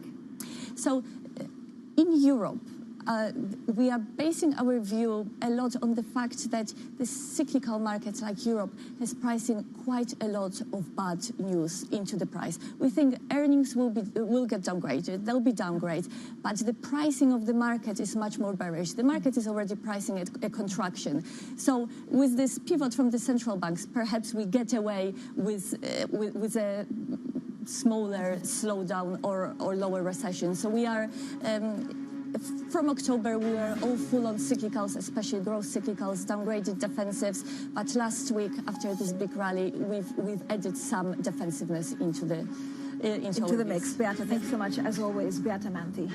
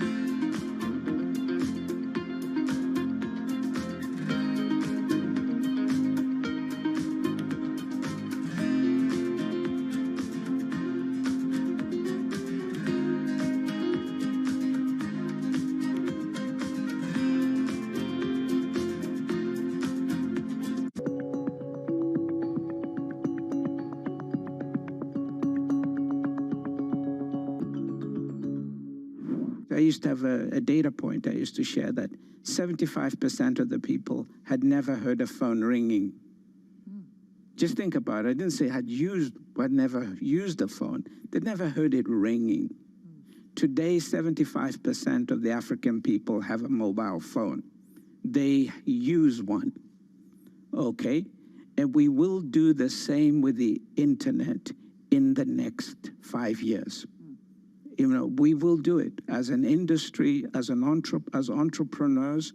All we need is the space, and we need investment support, because we are the best investment case for this in the world.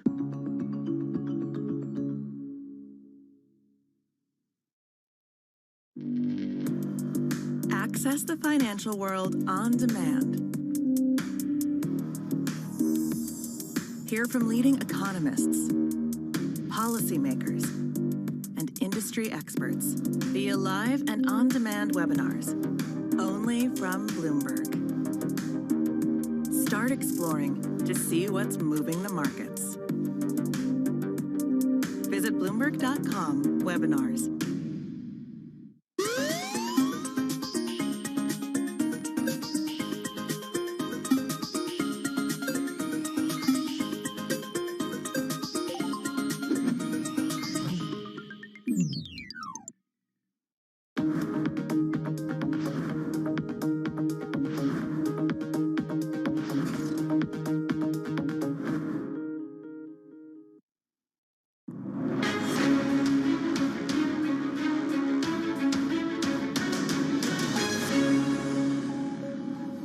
Well, the Bank of Japan sticks with the world's last remaining negative interest rate. Governor Kazuo Ueda says it's hard to give an exit plan with any certainty. Activist investor Sevian Capital takes a 1.2 billion euro stake in UBS, betting that the Credit Suisse integration will pay dividends. Plus, the U.S. and its allies announce a task force to protect shipping in the Red Sea as threats to vessels begin to impact global trade. Well, good morning, everyone, and welcome to The Pulse. I'm Francine Lacqua here in London. So shipping in the Red Sea is under threat as violence linked to the Israel-Hamas war threatens to undermine global trade. Over the weekend, the U.S. and the U.K. navies shot down 15 drones launched from Houthi-controlled areas of Yemen. Now, some of the world's largest shipping companies are now saying that they will pause transit through the waterway. Let's discuss all this with Guy Platten. He's Secretary General of the International Chamber of Shipping. Guy, thank you so much for joining us. We also heard from the U.S. Defense Secretary that they will send a task force, a maritime task force, to try and deal with the situation. How risky is this? Because maybe the Houthis do want to rope the U.S. into this. I think, firstly, we absolutely condemn what the Houthis are doing to merchant shipping. These innocent seafarers are now being put at risk, and shipping has a right of innocent passage, and it's against all international law. So I think what we do welcome is this broad coalition, the announcement of this broad coalition of navies to help protect and add security to the Red Sea. And clearly, companies are making their decisions based on the current situation. So we wait to see further details. But the action of the U.S. Navy and the British Royal Navy in shooting down missiles and drones is to be welcomed because it has protected seafarers. But does it get worse before it gets better? I don't know how much traffic, or if it's difficult to actually see how much traffic at the moment is going through the Red Sea. So we're seeing on a daily basis companies now deciding to pause operations in the Red Sea and reroute their ships. So I think there's a couple more companies added last night. BP was yesterday, and of course the major container lines have decided to reroute their ships. And bearing in mind, container traffic is about 22% of the traffic that passes through the Red Sea. So that's quite a significant impact. Plus, if you look at some of the BP with the tankers as well, so there's going to be some significant disruption. There is also, of course, an alternative route, which is around the south coast of South Africa, around the Cape of Good Horn, but that adds 9,000 kilometres or about 6 to 14 days to avoid. So clearly there will be disruption until I think companies have much more confident in the security of their ships transiting the Red Sea. So, Guy, could you explain to us, and this is what I was told this morning, that if you're a big, tanker actually shipping LNG or shipping oil, you can stop at another port and you have the facilities to be able to move it around. It gets really tricky if you're a cargo ship. Again, how much traffic worldwide could that hit? Is it similar to the Suez Canal a couple of years ago, or is it just a different, route in terms of traffic?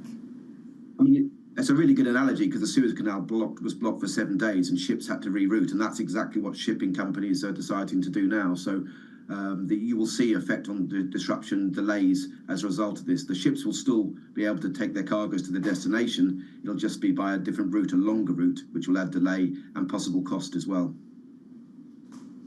But they still can get round. I think Suez has more traffic than the Red Sea. Am I right? Yeah, well, most traffic will pass through the Red Sea and the Suez Canal. So, I mean, it's a vital link between Asia and Europe and vice versa. So ships will transit through the Mediterranean Sea, down through the Suez Canal, down to the Red Sea and out to Asia and vice versa. So by deciding not to go down the Red Sea, they won't be transiting through the Suez Canal. So it will have an effect on that. But it can be rerouted, say, around the Cape of Good Hope, but it does add considerable delay to the voyages. So I'm sure you're in contact with the chief executives of Maersk, BP. Are there any other big companies that you think will reroute? And how much, what would it take for them to come back to that route? I think firstly, the reason why companies are making this decision, and it's there for them to make that decision, is primarily on safety grounds. It's the safety of the crew, the safety of the seafarers who must be protected. So that's the primary driver for all of this. I think once we see the detail of the naval coalition, once we see how it's all going to work, once we see what the effect of this increased security in the area will be for shipping, companies will then make an assessment based on that. But it's very early days for that now. And I think we need to see the next coming hours and days to see the effect, whether this rerouting is going to be more longer term or is it just a short-term disruption.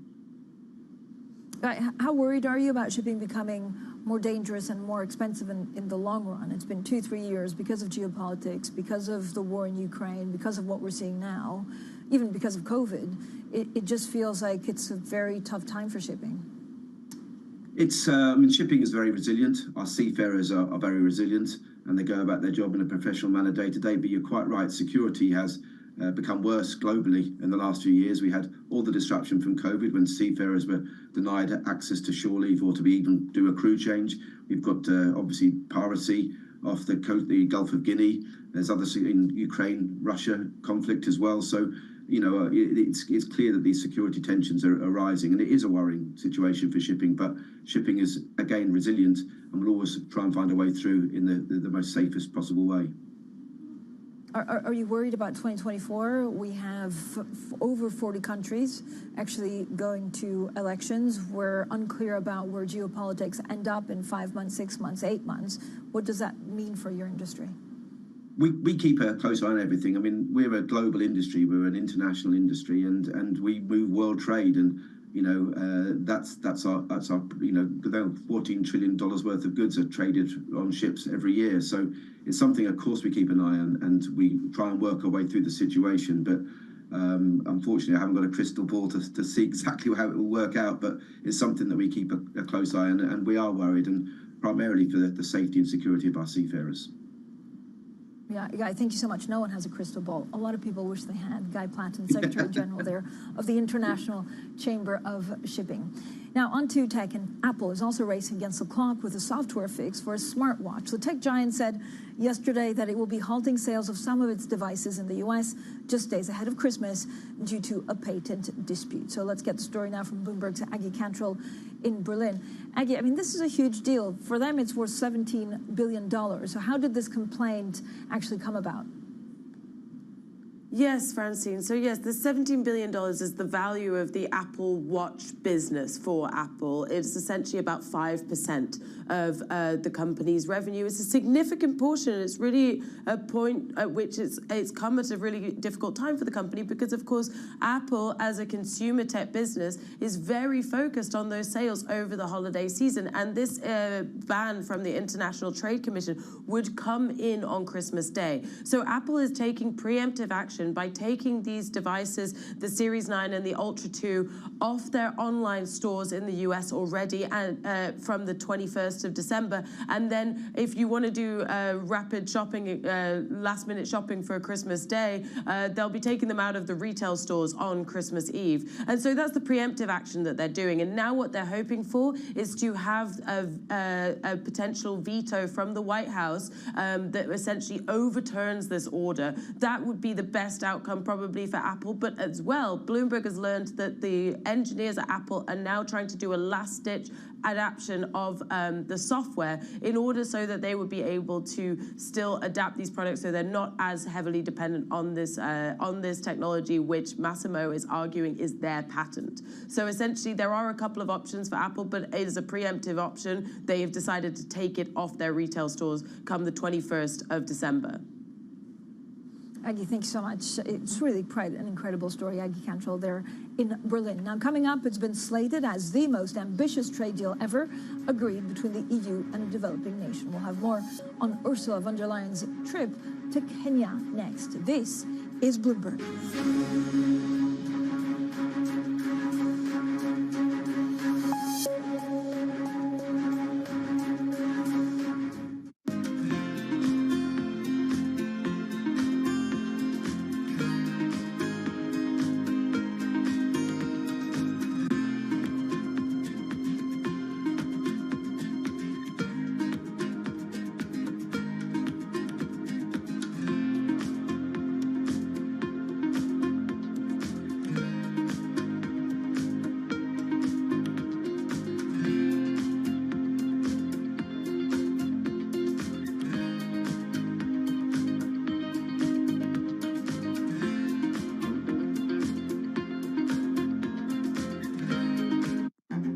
this will probably go down in history as one of, if not the largest financial crimes ever. I cannot imagine a scenario where $8 billion just disappears. Bankman-Fried has pled not guilty to multiple fraud charges. Sam was just too important in the crypto community. When someone says, I'm going to give $1 billion in the next 2 years, like that catches everybody's attention. As time went on, their ideas got like weirder and weirder. I don't think he even had almost a conception at some points that it was wrong or right. I think he just had the mentality that he has to win. This committee will not stop until we uncover the full truth behind the collapse of FTX. Sue, Mark. Are you in? I'm in. I'm in. We're in. Will this be the last of its kind? No. This is the nature of capitalism. Get over it.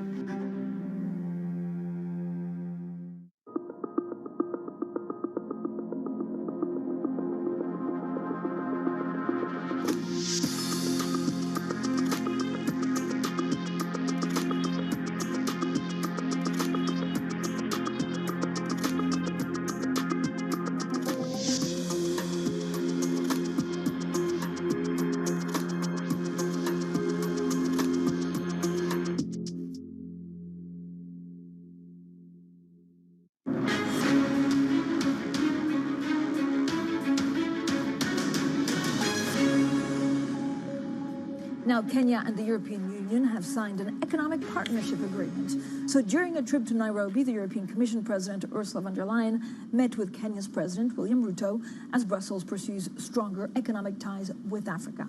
Now, for more on this, we're joined by Bloomberg's Ondiro Oganga. Ondiro, so why is this considered the EU's most ambitious trade deal with a developing country in terms of sustainability and development? Well, Francine, it's considered the most ambitious because it has the strongest climate and social commitments that the EU has ever made on any deal it has done in Africa. On the climate front, it's committing to implement the Paris Agreement on climate change and work on combating illegal fishing, logging, and wildlife trade. On the social welfare front, it's committing to respect the right of workers, uphold gender equality, and work with civil society groups to advise on how to implement the deal. When we look at the nitty-gritties of the agreement, then Kenyan exports will have access to tariff-free and quota-free access to the European Union markets. And this is a market of nearly 500 million people. The Kenyan President, William Ruto, says this will not only increase the earning power of farmers, but also create jobs locally in Kenya. So the president of the Commission, von der Leyen, has also opened the German company BioNTech's vaccine production facility in Kigali. So how important will this be in raising vaccine capacity?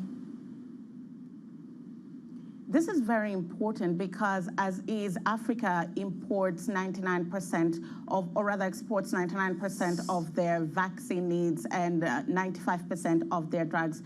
So this just means that the facility will enable Africa to ramp up their vaccine production capacity to about 60% by the year 2040, up from the dismal 1% that we're currently doing. At full capacity, it will be able to churn out 50 million doses annually for diseases such as malaria, COVID-19, and TB, and another 10,000 doses for COVID-19. So the goal here is to ramp up production capacity, ensure access to vaccine, improve quality healthcare on the continent, but also at an affordable price. Ondiro, thank you so much, as always, for coming on. Ondiro Oganga there with the very latest on this trade deal. Now, the Egyptian president, El-Sisi, has been re-elected in a landslide victory, winning almost 90% of the votes. The country is experiencing its worst economic strife in decades and faces a prospect of another currency devaluation. Now, for more on this, we're joined from Dubai by Bloomberg's chief emerging markets economist, Ziad Daoud. Ziad, thank you for joining us. So President Sisi's new term now extends to 2030. What are the policies of his new presidency? I mean, for President Abdel Fattah al-Sisi, winning the elections was sort of the easy part. There was no serious competition to him in the elections. The hard part is dealing with the economy now that the votes are over. And basically for the economy, there are three priorities. The first one is the currency. It has lost about half of its value since 2022, and it needs to be devalued further. The second priority is the living costs. Egypt inflation is above 30%, and if it devalues the currency further, that means that prices will rise further. And the third priority is debt. Egypt is heavily indebted. It pays a large amount of its resources to service debt, merely paying interest on its debt. So dealing with inflation, dealing with the currency, and dealing with the debt situation in Egypt will be the president's priorities in the new term. So on the currency, it's already lost half of the value against the dollar in the last 2 years. So do you expect more weakness to come? Yeah, I think you will get more weakness in the Egyptian currency. Basically, there's already a shortage in the market in Egypt, with the black market rate already far above the official exchange rate. Egypt runs a trade deficit, and it has debt to either repay or roll over, which means it needs more dollars to actually service that. And it doesn't have enough reserves, neither at the central bank nor in the local banking system. So a devaluation is probably inevitable. The two questions are, when is the devaluation is going to happen, and what is the magnitude of it? In terms of magnitude, the black market is basically pricing in about 36% depreciation in the value of the currency. I think Egypt could probably get away with less if it gets funding from either the IMF or the Gulf countries, or both.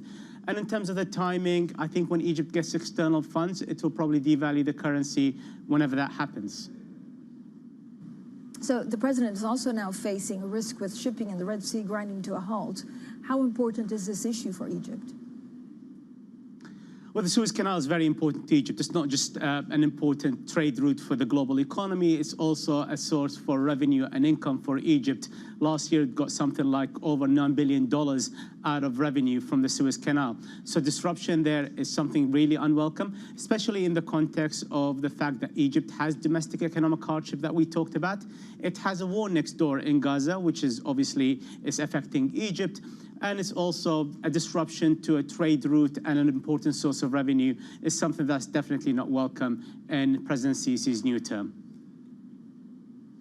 Ziad, thanks so much. Ziad Daoud there with the very latest, of course, on all of this. In China, more than 100 people have been killed after a 6.2 magnitude earthquake struck the country's northwest late on Monday. Now, most victims were in Gansu province, one of the poorest regions in China, with hundreds more people injured, while President Xi Jinping has urged officials to go all out with search and rescue operations.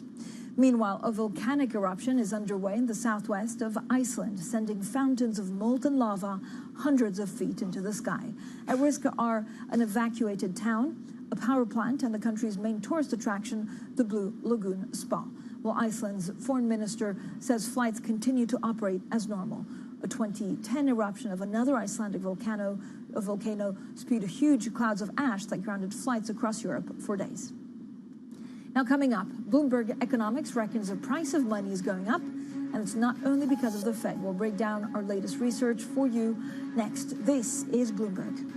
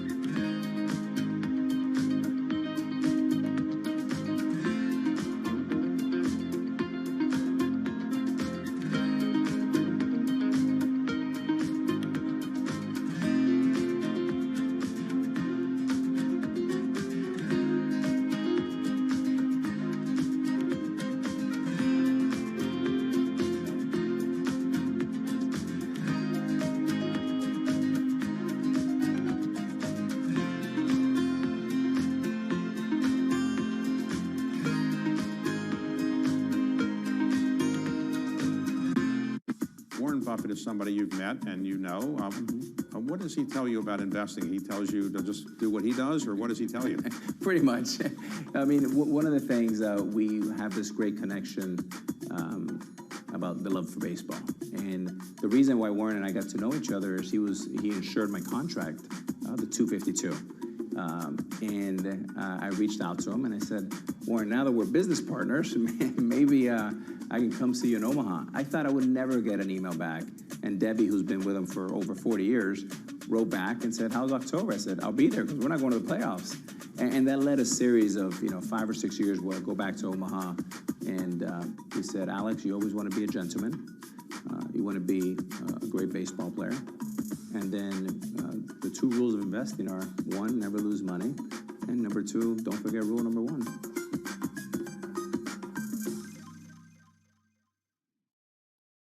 Bloomberg has enhanced search on the terminal to deliver what you need when you need it. Now, you can simply type phrases in everyday English in the command line.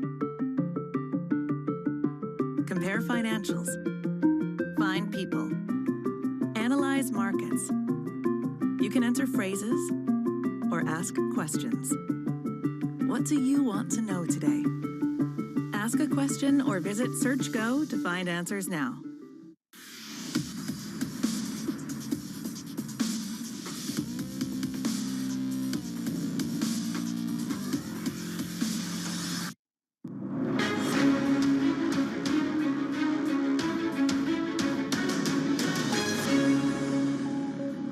Well, 2024 could be the year of central bank rate cuts, but the so-called natural rate of interest and everything that flows from it, actually starting with Treasury yields, is destined to stay higher for longer. Now, that's according to Bloomberg Economics, which recently published a research title called "The Price of Money is Going Up, and It's Not Only Because of the Fed." Now, here to discuss all of this is our Bloomberg Economics Chief Europe Economist, Jamie Rush. Now, Jamie, I love this piece, so thank you so much for coming on. And it basically argues that, there's a big shift now in expectations from central banks, but the cost of money, which really underpins everything we do and everything that central banks and everything that business do, you argue is not only going up when interest rates were going up, it's more, so I guess, structural reasons.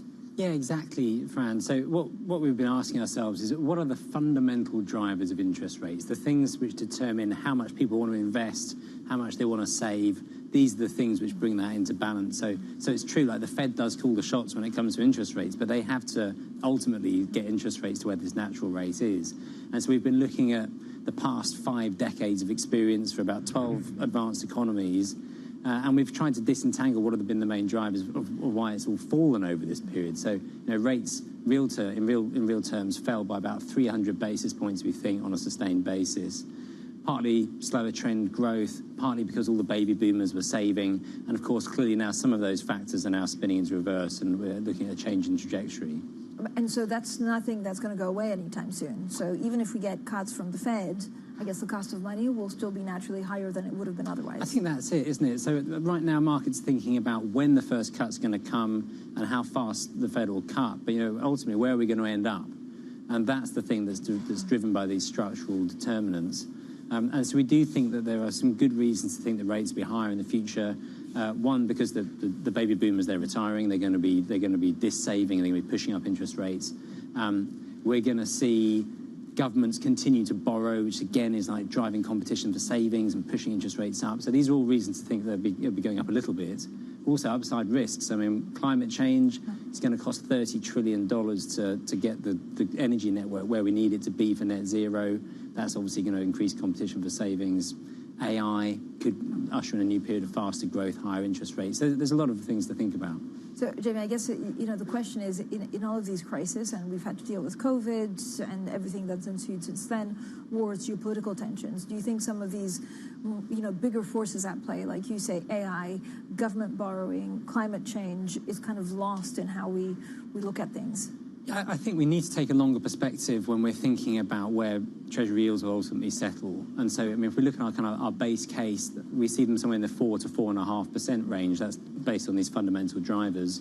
If you add in the risks from deglobalization, from debt issuance, from the green transition, and from AI, you could easily see it gets more like 6%, and which would obviously be a complete change from what we've been used to over the past 10, 20 years. Jamie, when you look at 2024, I don't know, are you optimistic about anything? Or is it still, I sound like doom and gloom. I don't want to sound like doom and gloom, but it just feels like it's going to be a difficult year. Yeah, I suppose, where are the big risks? Where do the big risks lie? One, I think, is that monetary policy when you look at any central bank model and you run the hiking cycle that we've seen through those models, you should see GDP down about 4 or 5%, quite a lot. And we haven't seen that. So the question is there something different about the way monetary policy is transmitting? Are we measuring it wrong? Or are we going to get it just a bit later and all at once? And I think so that's the fear that we're worried about, is that you do get policy transmission and you end up with a 5% hit to GDP in the second half of next year. And I guess the jury's still out when you have the Fed cutting rates, whether it's just to track inflation or whether it's really because they worry about a looming recession. Right, and so if we think about inflation alone, I mean, there are questions probably about whether the Fed is, or the sell-off in bonds, sorry, the rise in interest rates that we've seen is going to be reversed as quickly as markets expect. I mean, I think that's possibly not going to happen. Second, I mean, if you look at how this translates across the Atlantic to the Bank of England, to the ECB, I mean, for the Bank of England, very different ballpark. Wage growth is obviously running much faster. They're not going to be able to cut at the same time. But the markets are expecting cuts. They are. I think really, I mean, realistically, it's going to be the summer before the bank's able to do that. ECB, though, I think that's a different question because they don't have the same problem. The only thing that's stopping the ECB rate from cutting rates is the ECB itself. I mean, there's no reason why they shouldn't. So I think, if I had to think about how we might shift our calls forward, the ECB is clearly the one where we think is most at risk, and that could come perhaps as soon as March. What's your take on Bank of Japan? Again, the fact that they said, look, we don't want a forward guidance, I don't know whether that's prudent or it just means that visibility is quite tough. Right. I mean, so I think our Japan economists are of the view that they're always going to be more cautious than the markets were recently reading into those kind of slightly hawkish remarks. Fact is that this is a once in a generation shot to get inflation back onto a kind of a 2% path, and the Bank of Japan doesn't want to mess it up. So I think they are going to be pretty cautious. Okay, so interesting. Jamie, thanks so much. Our Chief Europe economist, Jamie Rush. Now you can read Jamie's piece and, of course, get all of the latest from Bloomberg Economics. I suggest everyone does that because it's my go-to read in the morning. BECO Go. B Echo Go. Bloomberg Economics. Go on the function on the Bloomberg terminal. Up next, Bloomberg Brief. This is Bloomberg.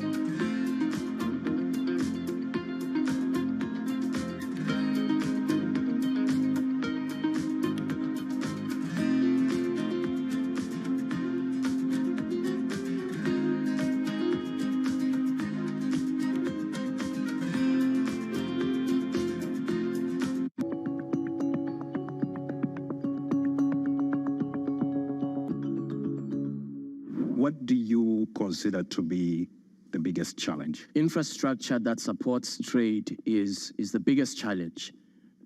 Our senior brother, President Adesina of the AFDB, estimates the annual deficit, infrastructure deficit in Africa to be over $100 billion.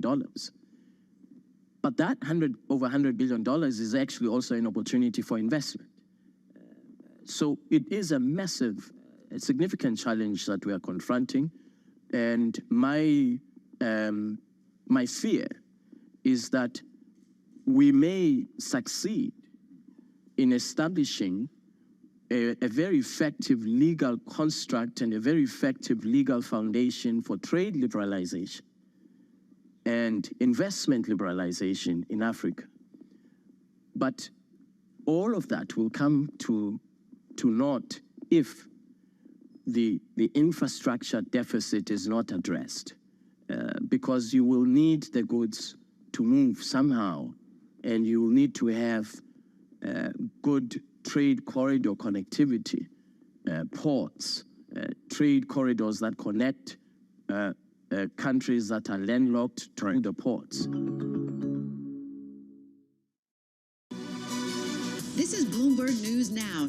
News when you want it at the touch of a button. Another volatile day on Wall Street. We're seeing big moves. All eyes on Capitol Hill as Democrats and Republicans prepare. Today's job numbers casting doubt on the Fed's next move. Inflation remains front and center. And that's news when you want it with Bloomberg News Now. Get it 24/7 on the Bloomberg Business app, Bloomberg.com, and anywhere you get your podcasts. Bloomberg News Now. Context changes everything. DOJ or other authorities. We could face bigger challenges next. Fed was going to keep rate World Cup. This is a 3. As the economic picture. Covering the intersections of Hollywood, Silicon Valley, and beyond.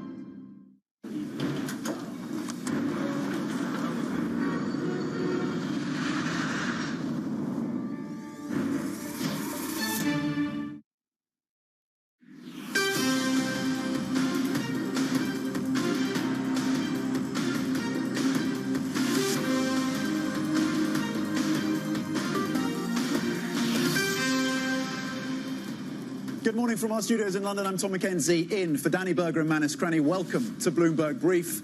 Let's set your agenda. The Bank of Japan sticks with the world's last remaining negative interest rate. Governor Kazuo Ueda says it is hard to give any exit plan with any certainty. The US and its allies announce a task force to protect shipping in the Red Sea as threats to vessels begin to impact global trade. We speak with the CEO of tanker giant Euronav this hour. And activist investor Sevian Capital takes a stake in UBS. It is a bet that the Credit Suisse integration will pay dividends. Let's check in on these markets then on a day when European equities are notching up gains of around 0.3% after the futures had flagged a bit of a more modest pickup coming through for European stocks. The 10-year in focus for us today, a bit again across the US Treasury curve, yields down between 2 and 3 basis points, 3.9 on your 10-year. We'll see if the data later this week out of the US changes the view on whether or not there is a further rally to go in these US bonds. The Japanese yen, of course, in focus to us today. There is the weakness coming through for the currency, down 1.2% versus the US dollar. Again, as Ueda stands pat on policy, that negative rate will continue. Is January still a live meeting? That is a view of Mark Dowding of Blue Bay Asset Management. We'll be getting his analysis just in the next couple of minutes. That BOJ story continuing to ripple through these markets. And then, of course, the focus remains on what is happening in the oil and energy space, given the ruptures and the risks around the Red Sea. Will that task force, including the US, the UK, Canada and France, do enough to assuage those shipping companies? And what will it mean in terms of the inflationary input, if not? Currently, crude WTI at $72 a barrel. You're seeing a little bit of pressure coming through, down 0.4%. A couple of individual stories to bring to your attention then. UBS is the corporate story of the day so far, given that stake by Sevian Capital, 1.2 billion euros. And yes, it is a vote of confidence in that company. We've been speaking to executives from Sevian and we'll hear more from them this hour. UBS then, that stock rallying up 2.2%. Covestro, this is on the back of an increased bid from Abu Dhabi around this maker of foam mattresses, foam for car seats, and that stock is rallying at 1.9% so far in the session. Superdry listed here in the UK, concerns about demand coming through for that clothing company, particularly in light of the slightly warmer seasonal weather. That stock taking a big hit in the session, currently down, as you can see, a little over 17%. Let's get back to the macro then, because of the story for today around the macro picture, of course, is the action of the Central Bank of Japan. The Bank of Japan then, the BOJ, the Governor Ueda, keeping markets in the dark on when will be the end of the world's last negative interest rate regime. I am always thinking about the scenarios for potential policy changes, but the future is still extremely uncertain, and reaching sustainable and stable price target is yet to be foreseen. Currently, it is difficult to show exit plans with certainty. Okay, that, of course, the BOJ governor in his press conference after that decision to keep rates, negative rates, on hold. The focus as well on the wage data coming through from Japan as they consider how inflation will unfold from here. Let's bring in now RBC Blue Bay's Mark Dowding, then looking ahead to next year for his analysis of what we've been hearing from the governor and how to think about BOJ policy into 2024. And I'm going to bring out a quote from Mark, quoted in the most recent Bloomberg news piece on this. JGB should rise towards 1.5% The yen is likely to rally to 130 versus the dollar. However, in the short term, we are concerned that disappointment with Ueda could see investors add back to yen carry trades by shorting the yen. That's the message coming through from the notes leading up to this interview with Mark Downing. Mark, your interpretation then of what we've been hearing from the governor and why you think January is potentially still in play. Well, morning. So I think not very much has really changed in terms of the Japanese macro. We haven't really had anything new from Ueda today. I know that after comments he made a couple of weeks ago, we were actually going into the December meeting thinking that maybe there could be a policy adjustment as there was last December, if you think back to then. But I guess for the Japanese enthusiasts, the Japanese bulls, we had Ueda playing bad Santa today, didn't we? We didn't get the Christmas presents we were looking for. But still, in terms of looking through this, we continue to have a narrative where the Japanese economy is doing pretty well, as referenced in the Tankang report earlier this week. Japanese inflation remains well above target. And we are on this journey towards policy normalization. And so I've always thought that January was a more likely meeting than December, largely because the other policy changes that have been made have been timed around the quarterly BOJ meetings, which are the ones where it rehashes its economic projections, notably the inflation forecasts. So if we do see a further change to inflation forecasts in January, this is why very much we still think that January is a live meeting. So, Mark, do you buy the yen? Do you buy the dip here? Do you short Japanese JGBs further on the back of this expectation that maybe January will come through in terms of that decision from the BOJ? So I think the point here is that the direction of travel seems very clear to us. Always the timing is difficult, and actually when you're running yield curve control, it actually compromises the ability of the Bank of Japan to communicate to the market very clearly. At the moment, we're seeing a bit of a flip-flop, aren't we? We're getting comments one way, comments the other way. It's a little bit confusing to read, and this is often the case around turning points in the monetary policy cycle. We're seeing something maybe the same when it comes to the US Federal Reserve as well. But in terms of the direction of travel, I think that it's very attractive to remain short of Japanese JGBs. That's a structural position you can really afford to sit on, partly because the cost of carry is not very penal. So sitting very short JGBs, I think, is ultimately the right thing to do. It hasn't rewarded you, particularly in 2023. I'm confident it will reward you in 2024.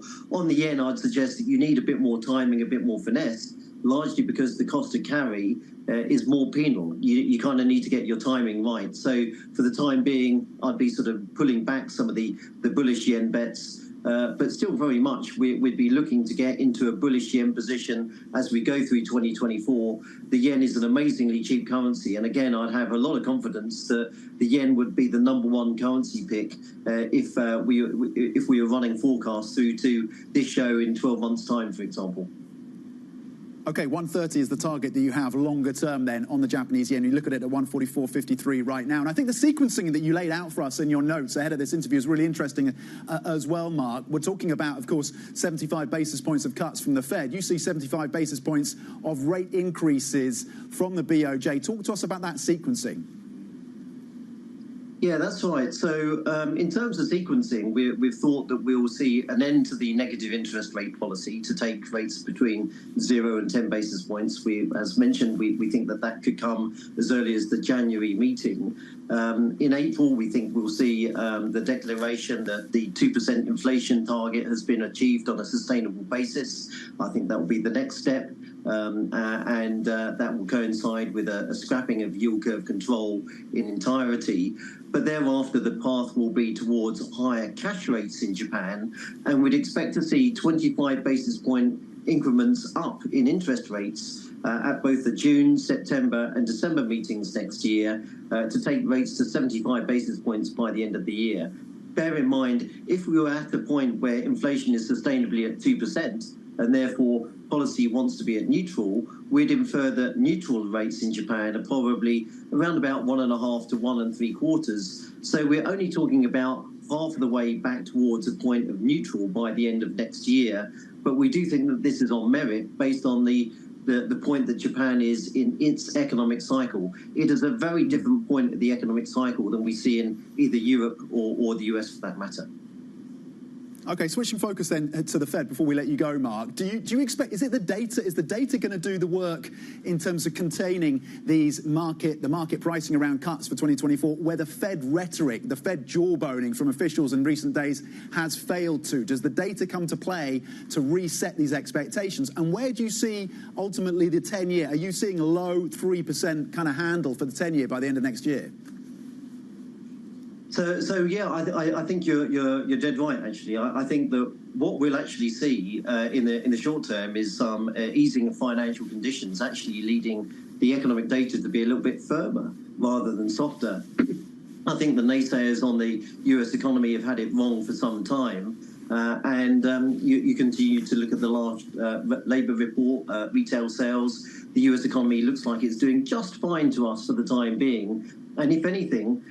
With stock markets at the high, I mean, when does the Fed start a rate cutting cycle when you've got unemployment at sort of 3.5% and a stock market riding at its highs? It's not really going to be in a rush to do so. So we've actually thought that in order for the Fed to be cutting, you probably need to see unemployment closer to 5%. We need to see core inflation below 3%. We think that's going to take time. So that's more of a second half of the year story. But just in the very short term, it's been interesting speaking with a lot of people we know around the Fed who have been quite surprised by Powell and the reaction to Powell last week, in as much as the chair obviously knew that his comments were going to lead to a further easing of financial conditions. And so it could well mean that markets end the year on a positive note and then end up having a very frothy sort of January moment. And it may well be that the Fed needs to flip-flop back again when it comes to their January meeting. Okay, always excellent. On the flip-flopping of these central banks and the bad Santa of the BOJ, RBC Blue Bay's Mark Dowding, thank you very much indeed. Now to the other top stories trending on the terminal this morning. A volcanic eruption is underway in the southwest of Iceland, weeks after thousands of people were evacuated from a nearby town. Iceland's foreign minister says flights continue to operate as normal. The 2010 eruption of another Icelandic volcano spewed huge clouds of ash that grounded flights across Europe for days. Senate Republican leaders have made it clear that a quick deal on border security is out of reach before the Christmas holiday. That all but guarantees votes on Ukraine and Israel aid will be punted to next year. Billionaire Carl Icahn plans to launch a new proxy fight to take control of Illumina's board. That comes in the wake of the company terminating its $7 billion acquisition of cancer detection startup Grail. Sources say Icahn believes the board should be held accountable for pursuing an ill-advised transaction. Coming up next, activist investor Sevian bets big on UBS in hopes it will become the #1 global wealth manager. And later in the hour, we're going to speak to the CEO of tanker giant Euronav on the latest in terms of the disruptions in the Red Sea. Stay with us for those conversations. This is Bloomberg.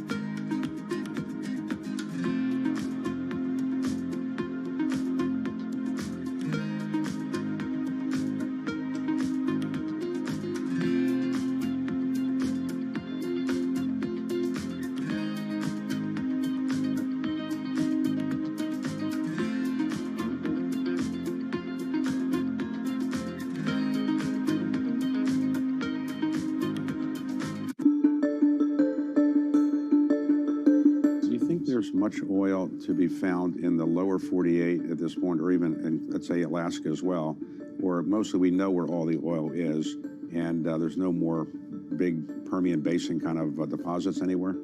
People have said that over time, and then we've always been surprised. And so the U.S. has been explored more than any other place in the world. I think the industry has a good idea, but technology allows you sometimes to recover things that you haven't been able to before. That's the story of shale. The other one that continues to be a positive story is deepwater Gulf of Mexico, where we'll go out and drill in a mile or more of water depth and then go down several more miles and find large fields. And the Gulf of Mexico is still relatively underexplored compared to the onshore. So I think there's still room for more discoveries.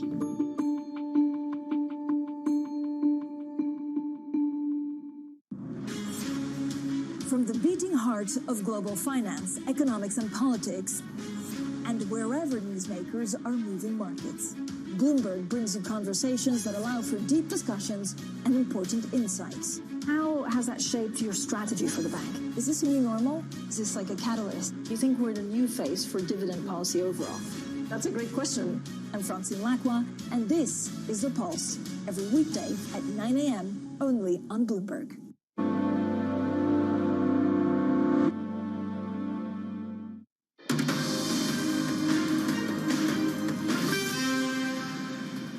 This is Bloomberg Brief from London. I'm Tom McKenzie in for Danny Berger and Manus Cranny. Now, activist investor Sevian Capital has taken a €1.2 billion stake in UBS, saying it sees, quote, significant value potential in the bank. Earlier today, Anna Edwards and I spoke exclusively with Sevian co-founder and managing partner Lars Forberg.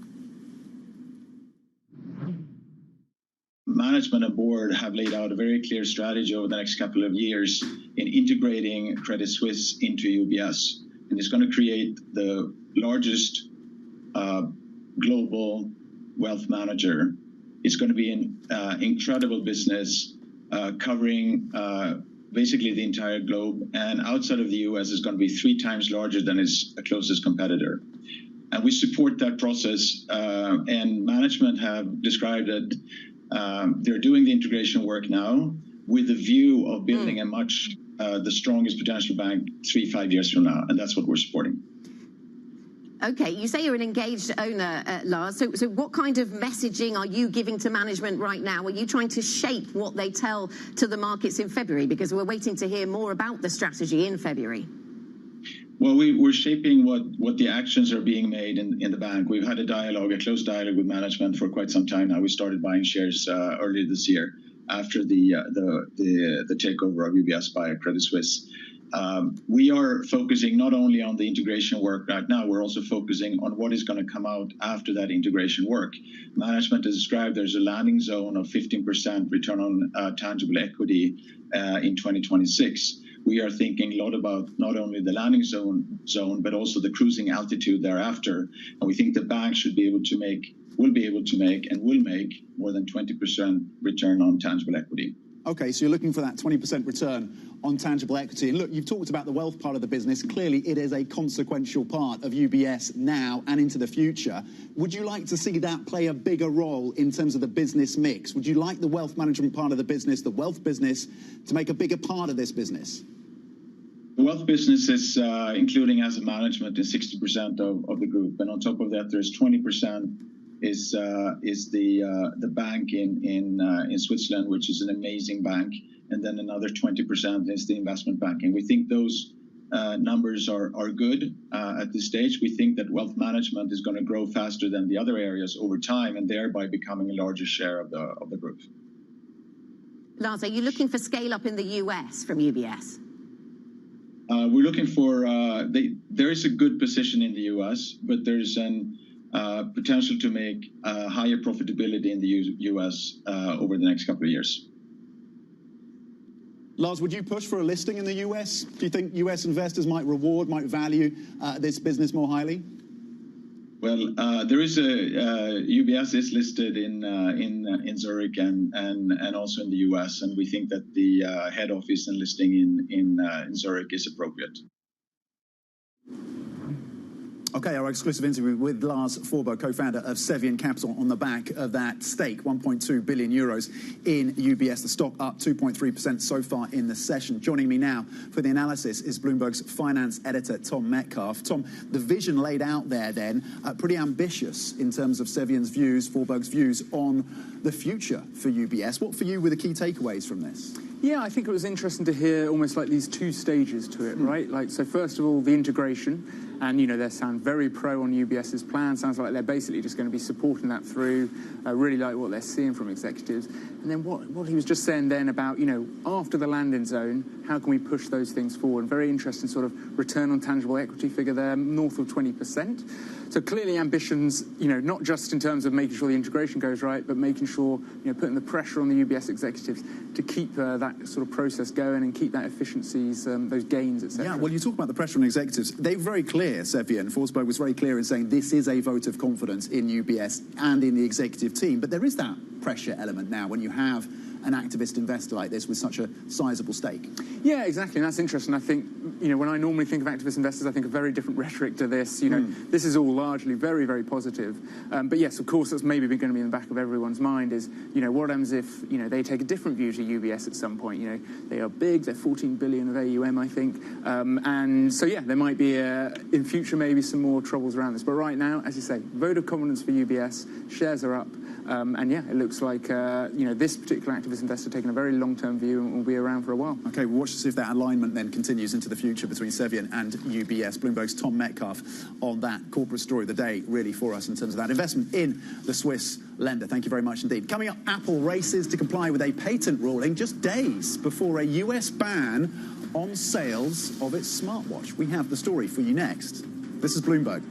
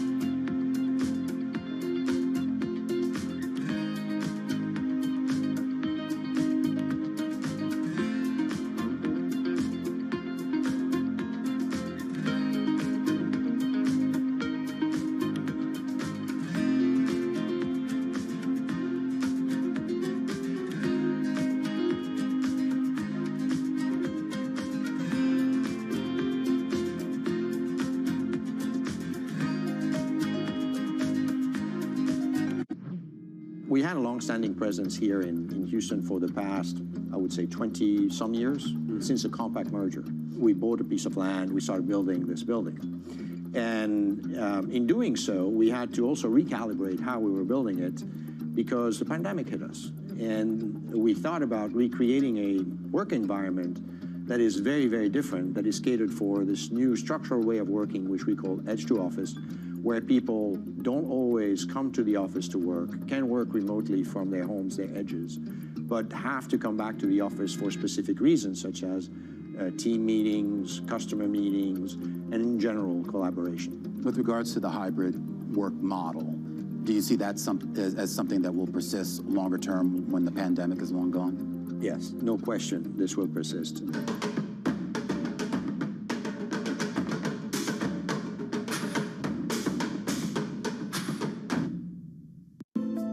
Bloomberg covers the world with unmatched reach and resources. From more than 120 countries, the moment news breaks, 24 hours a day. Bloomberg, context changes everything. This This is Bloomberg News Now. News when you want it at the touch of a button. Another volatile day on Wall Street. We're seeing big moves. All eyes on Capitol Hill as Democrats and Republicans prepare. Today's job numbers casting doubt on the Fed's next move. Inflation remains front and center. And that's news when you want it with Bloomberg News Now. Get it 24/7 on the Bloomberg Business app, Bloomberg.com, and anywhere you get your podcasts. Bloomberg News Now. Context changes everything.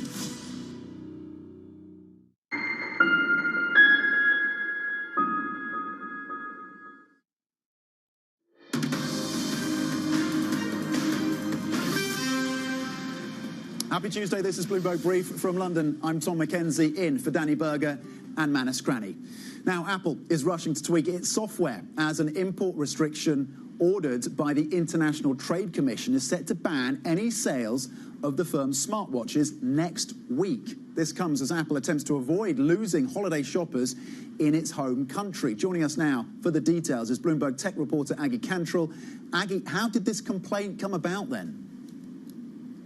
Yes, so essentially Massimo Core is arguing that their patent is being violated by Apple in 2 of their smartwatches. It is about the ability to measure the blood oxygen levels of the users. It's a very technical thing, but essentially Massimo is arguing that this is it's too close to their product, which is essentially what the ITC seems to have agreed on as well by imposing this ban. But the real concern here is what this means for Apple when they're coming up to the critical Christmas season. Essentially right now, as a reaction to this part of their business, which accounts for $17 billion or 5% of Apple's revenue, they're deciding to deviate away from this to an extent to say, okay, we're going to remove them from the Apple website, the online store in the US on the 21st of December, and they're going to remove those watches from the retail stores on the 24th of December on Christmas Eve. So essentially they're doing that as a reaction in order to preempt a potential ban expected to come in on Christmas Day.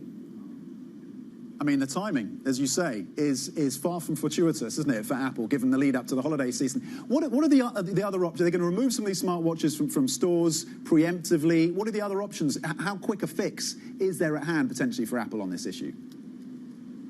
So really, when it comes to the timing, Tom, as you mentioned, it is really difficult. But they also have timing potential up their sleeve, which is a last-minute veto from the Biden administration. Essentially, if the White House would be able to overturn that decision, then they would be able to sell them as usual. But as barring that potential outcome from the White House, what they are doing right now is the Apple engineers are rushing against the clock in order to develop software that is distinct or different enough that they can essentially navigate through this patent differential. The difference is it's much easier to adapt the software than it is to have a total overhaul of the hardware. So that's what they're attempting to do. Tech reporter Aggie Cantrell, thank you very much indeed. Coming up, we're going to speak to the CEO of Euronav on the latest on the disruptions in the Red Sea. That is next. This is Bloomberg.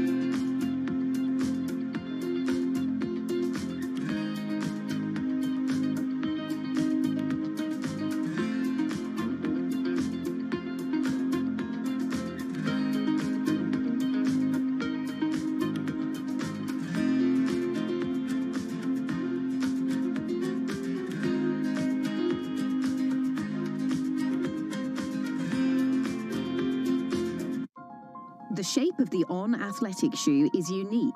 It can't be mistaken for any other brand. The structure of On's C-suite is just as distinctive, starting at the top with a pair of CEOs. What we realized very early on is if you're adding different capabilities to each other, and you do that as equals, then this leads to better outcomes.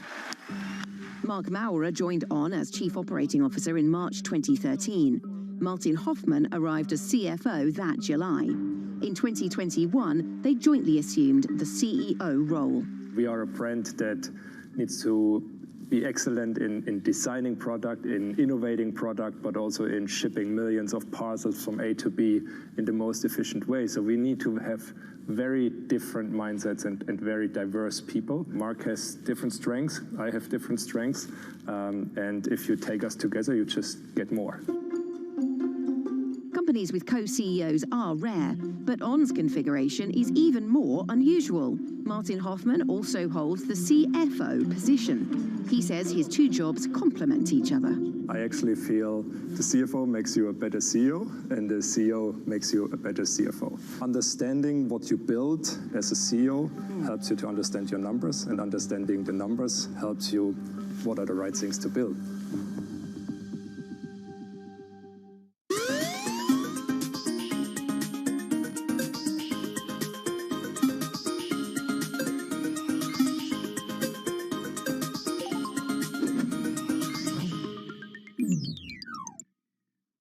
When U.S. jobs numbers are released, Bloomberg brings you crucial data at terminal speed and instant expert analysis. Nobody covers jobs day like Bloomberg.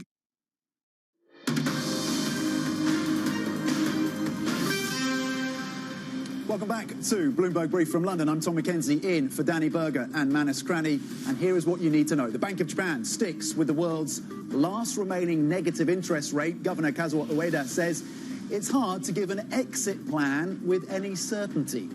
The US and its allies announce a task force to protect shipping in the Red Sea. That's as threats to vessels begin to impact global trade. We will speak with the CEO of tanker giant Euronav in just moments. And activist investor Sevian Capital takes a stake in UBS. It is a bet that the Credit Suisse integration will pay dividends. Let's check in on these markets. On a positive day for European stocks, the benchmark is up 0.3%. We look ahead, of course, to US futures, currently up just 0.1% on the S&P E-minis. Intraday across your yield curve then, stateside, Treasuries a bit again, modestly, but 2 basis points is the move lower on the benchmark 10-year, holding at 3.90. The Japanese yen is the currency of the day. The weakness coming through versus the US dollar, 1.4% as a waiter. The governor there stands pat on policy, but also gives himself optionality, giving no clue as to when that central bank may end its negative rate policy. And oil markets remain in focus for us today, of course, given the risks around the Red Sea. Currently, WTI trading at 72.20, down 0.4% for WTI. A couple of individual corporate stories in focus. UBS, the investment coming through then from Sevius, 1.2 billion euros. They've described it as a vote of confidence in UBS, the executive team, and the prospects around the integration of Credit Suisse and the fact that UBS could become a major challenger to US banks, particularly in the wealth business. Think Morgan Stanley. That stock up 2.4%. Covestro, German-listed company, maker of things like foam for car seats and mattresses. ADNOC is increasing its offer to buy this business to 60 euros. You can see the stock listed in Germany jumping 2% on the back of that news. And Superdry, very different story there, listed in London. The clothing maker down 16% on concerns about consumer demand and the ability to sell in a warmer weather environment at this time of year, at least. Superdry taking a big hit in the session so far today. Let's get back to the geopolitics then and the concerns around the Red Sea. The Pentagon announcing a new task force in response to the attacks that we have seen in the Red Sea to help protect ships in the region. Here's Defense Secretary Lloyd Austin. These attacks are reckless, dangerous, and they violate international law. And so we're taking action to build an international coalition to address this threat. And I would remind you that this is not just a U.S. issue. This is an international problem, and it deserves an international response. Okay, joining us now is Bloomberg's Al Nightingale, who leads our oil coverage in Europe. What are the details, Al, about this task force that's being assembled to try to protect shipping in the Red Sea area? Well, we know there are about 10 countries involved. And beyond that, I think they're still kind of trying to finalise the details. The escalation in attacks has probably brought forward a lot of their plans and meant that they're having to try and really get this through quite quickly. And I think that's where we're at. We're just waiting for the details, waiting to see what security can be brought to the area and how. We just saw this morning, for example, that Maersk, the container shipping giant, has decided that it's still going the long way around after that announcement of the task force was made, which shows, I think, that they're waiting to see exactly what's going to be done to secure the area. They need convincing still, it seems. What is the impact on global trade so far then, Al? Well, what we've seen is, dozens of container ships are diverting the long way round. We've had 2 large oil tank companies that are pausing their transits. We've had, that kind of disruption. It's going to take time to see how that kind of plays out for the economy and for inflation and things like that. But if you look back to the Ever Given, I don't know if you remember that container ship that blocked the Suez Canal, that was only a week, and that caused a great deal of kind of disruption to supply chains, to logistics. And, who knows how long this is going to go on for and how quickly they can give these shipping companies the comfort that they need to send their crews through. OK, Al Nightingale, thank you very much indeed on the latest around the Red Sea and this attempt by the US, the UK, Canada, France and others to try and put further security assets in place to reassure those shipping companies. We stay on this story now and bring in the views of Alexander Severus, CEO of Euronav. It's a Belgian oil tanker firm. Alexander, thank you very much for joining us this morning. How concerned are you at this point? I'm right in thinking, correct me if I'm wrong, but you've paused your ships going through the Red Sea because of these concerns. Are you reassured by what you're hearing from the US and others? Well, we're very concerned, obviously, because what is paramount for us is the safety of our crew, safety of our ships. We encourage the initiatives that are being taken right now, but as long as we don't see the convoys that could protect our vessels, we will continue to avoid the area. That's really interesting. So you need to see convoys to be convinced that you have the security you need to go through the Red Sea and into the Suez Canal. Yes, well, unfortunately, in shipping over the past couple of years, we've had the piracy in Somalia. We had piracy as well in Western Africa. So we know, unfortunately, how to deal with these issues. At one point, our governments need to step in with the Navy to protect our commercial vessels. Until that cannot be guaranteed, it is very dangerous for us and we will avoid the area. Have governments reached out to you, Alexander, your government or others, to kind of get your views on what is needed? Are you having those conversations? How long do you expect this to go on for? Well, everybody's obviously on high alert and we're having discussions with all our flag states. We have vessels under different flags, amongst others the Belgian and Greek flag. We are talking to our flag states about the security measures. Right now, it's important for your viewers to understand it is still allowed to go through the area. So what we are doing as a company is a voluntary decision. But going forward, obviously, we would like to have a framework with our flag states to safeguard our vessels. It is top urgency, I think, of a lot of people. So I'm expecting news in the following days. Would you describe this as a crisis point when it comes to trade flows through the Red Sea?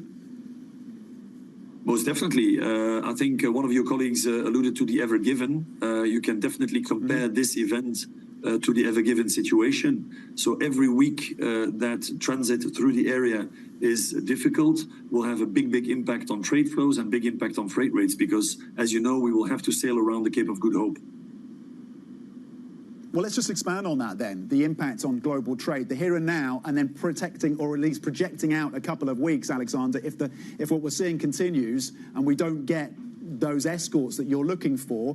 Talk to us about how you see that global trade evolving in the weeks ahead and particularly around freight rate prices. So I think depending on the segment you're talking about, you're probably going to need 5 to 10% of extra capacity to make sure that the trade can still take place because of the longer duration of the voyages. That capacity is not there. So the first consequence you would see, and we're seeing it already today, is that freight rates will start to go up. Obviously, the second consequence you will see in a couple of weeks from now is that the supply chains will be distorted heavily, a little bit like we saw with Ever Given and during the COVID crisis. And then last but not least is the longer term lasting effect of what these convoys, if they come, could have to the trade. Let's not forget, a convoy is a good solution, protecting our vessels with Navy vessels, but it will also slow down the trade because we'll have to wait for a convoy to pass through. So in any effect, until these issues are there, it will slow down global trade. And consumers ultimately will have to foot the bill, presumably. Yes, presumably yes. I would say that on the container side, luckily for the consumers, there's an overcapacity of ships. So there is more slack on the container side of things. But I would say that in different segments like dry bulk or tankers, the situation is already quite tight and will become even more tight. Do we have to rethink, given the global risks that are around, particularly when we're thinking about the insurance play to this, insurance premiums? What are the conversations you're having with insurers as they reassess the risk in this area? Well, our insurers, of course, are used to this because shipping is by definition a global business. There are always crises somewhere in the world. But clearly what we're doing with them now is seeing how we can make sure that if an incident happens, there's sufficient help, and how we can, of course, avoid that incidents happen. And this is the easy one is now to reroute the vessels. But going forward, it might be a combination of convoys, armed guards on board, or other measures. And you talked about the excess capacity that we have broadly in the shipping sector right now. And of course, there are all sorts of different variables that come to play. But as you look into 2024, how much room does that excess capacity give us, that slack that is in the system right now? How much room does it, how much breathing space before that evaporates? Look, Tom, I think if this lasts for a couple of weeks, it should be okay. Things will normalize eventually. Obviously, if this continues for a longer period of time, then we're going to start facing more serious issues on the logistics. You obviously ship oil, and we've seen prices spike on the back of the concerns around what is happening in the Red Sea. Prices have come off a little bit so far in the session today. But as you look at oil prices and the impact, particularly on that commodity, how are you thinking about pricing going forward? Do you have a view? We don't really have a view because obviously the oil market, and definitely from a shipping point of view, is split between the Middle East, the Pacific Basin and the Atlantic Basin. We've seen a lot of supply coming out of the Atlantic. But clearly, if oil takes longer to be transported, if there is a disruption on the supply chain, it will obviously have an impact on the pricing. Longer term, Alexander, you talked about armed guards on these ships, on these carriers. What are the other steps that shipping companies like yours can put in place longer term to mitigate some of these risks, whether it's assets on board your ships or other forms of coordination at a global level? It's to continue to have a very good dialogue with our navies, and it's obviously to support any initiative that can protect our vessels or any initiative that can solve situations locally. In Yemen, we had the situation in Somalia, which has stabilized. Unfortunately, recently we've seen some new pirate attacks. But I think it's always going to be a mix of what shipping can do on the one hand and what we need to have geopolitically as solutions locally on the other.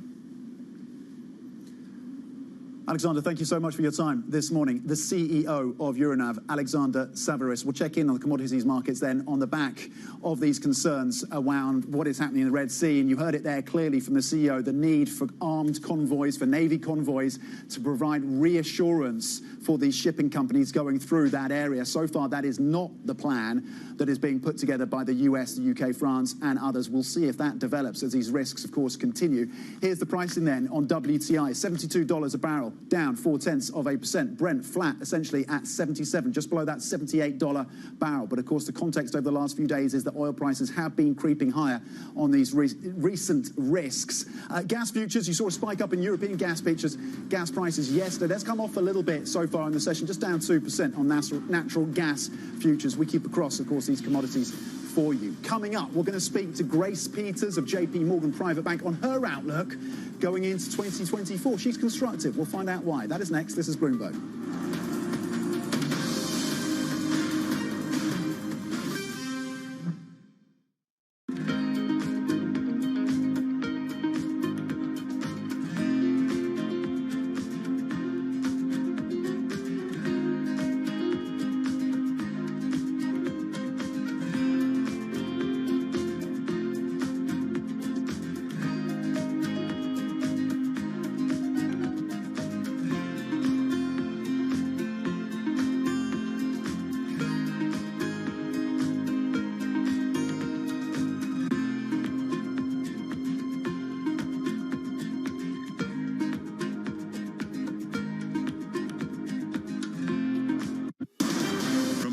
of politics to the world of business.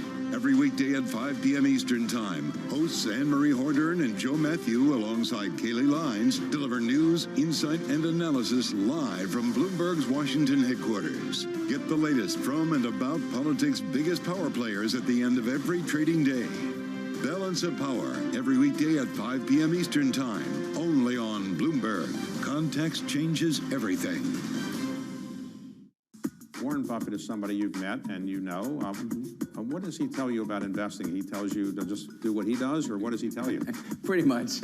I mean, one of the things, we have this great connection about the love for baseball.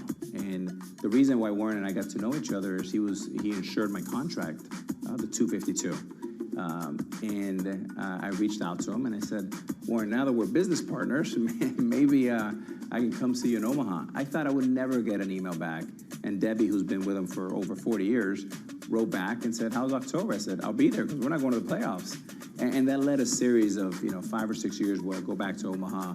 And he said, Alex, you always want to be a gentleman. You want to be a great baseball player. And then the 2 rules of investing are, 1, never lose money. And number 2, don't forget rule number 1.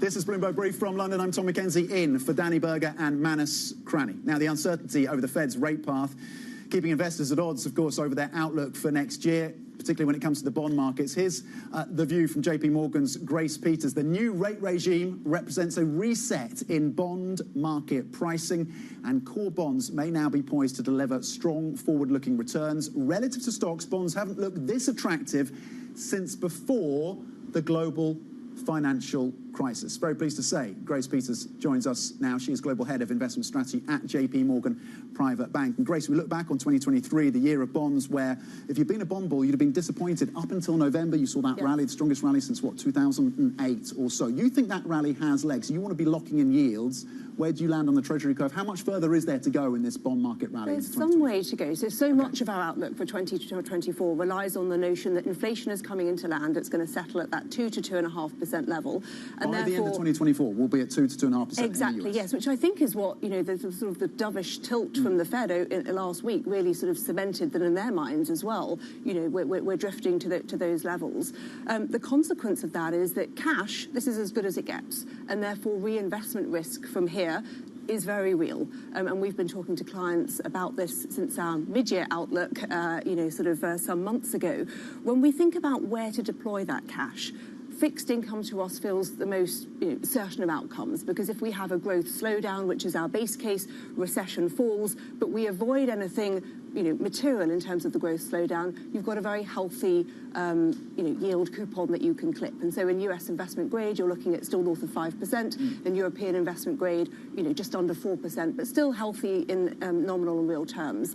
For equities, if we get the soft landing plus the Fed pivot, that also spells a very healthy backdrop. But of course, if growth falls too much on the equity side, the outcome is less certain. So that's why I think fixed income is the first port of call for cash, but equity is where we're also concerned. So on that fixed income call, what is your assumption about where the 10-year yield ends up? Because there's this tug of war between various houses, debate as to whether or not yields are kind of basically settling around the level that we're at now, around 3.90 on the 10-year, or if we get a lower 3% handle by the end of 2024. Where do you land on that debate? Yeah, so we're assuming 3 Fed cuts next year. That gets us to 3.9% on the 10-year. So a lot of the move that we've seen in the last few weeks actually erodes, those gains towards our target or pulls them forward.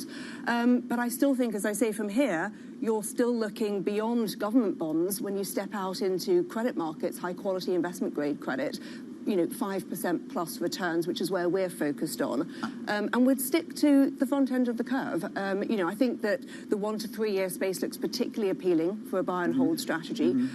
If we're adding duration to protect for that, downside risk to growth, out to 7 years to us looks again the sensible, sort of duration to add. And those credit spreads are compressed. Does it take you into riskier parts? Do you want to be moving out of IG and into high yield? Are you seeing the elements at play yet to give you that conviction, to give you that confidence to push into the riskier parts of the credit market? For the most part, we're staying up in quality. So we are overweight investment grade. We have some high yield exposure because obviously that soft landing narrative and the spread compression you mentioned has meant that high yields actually worked pretty well this year, and there are interesting pockets. But for the most part, whilst our outlook is called after the rate reset, we think that that's happened in financial markets, there's still a degree of that needs to work its way through the real economy, which is why we generally want to be up in quality in fixed income as well as in equity holdings. What's your regional preference when it comes to equities? Yes, so it's still for the US. We've held a preference for the US through most of this year, and we go into next year with a preference at the index level for US equity markets. Our price target for the S&P is 4,850, so it's only a couple of percent upside from here. I know, I think if you're not in the 5,000 club, then it's no fun anymore.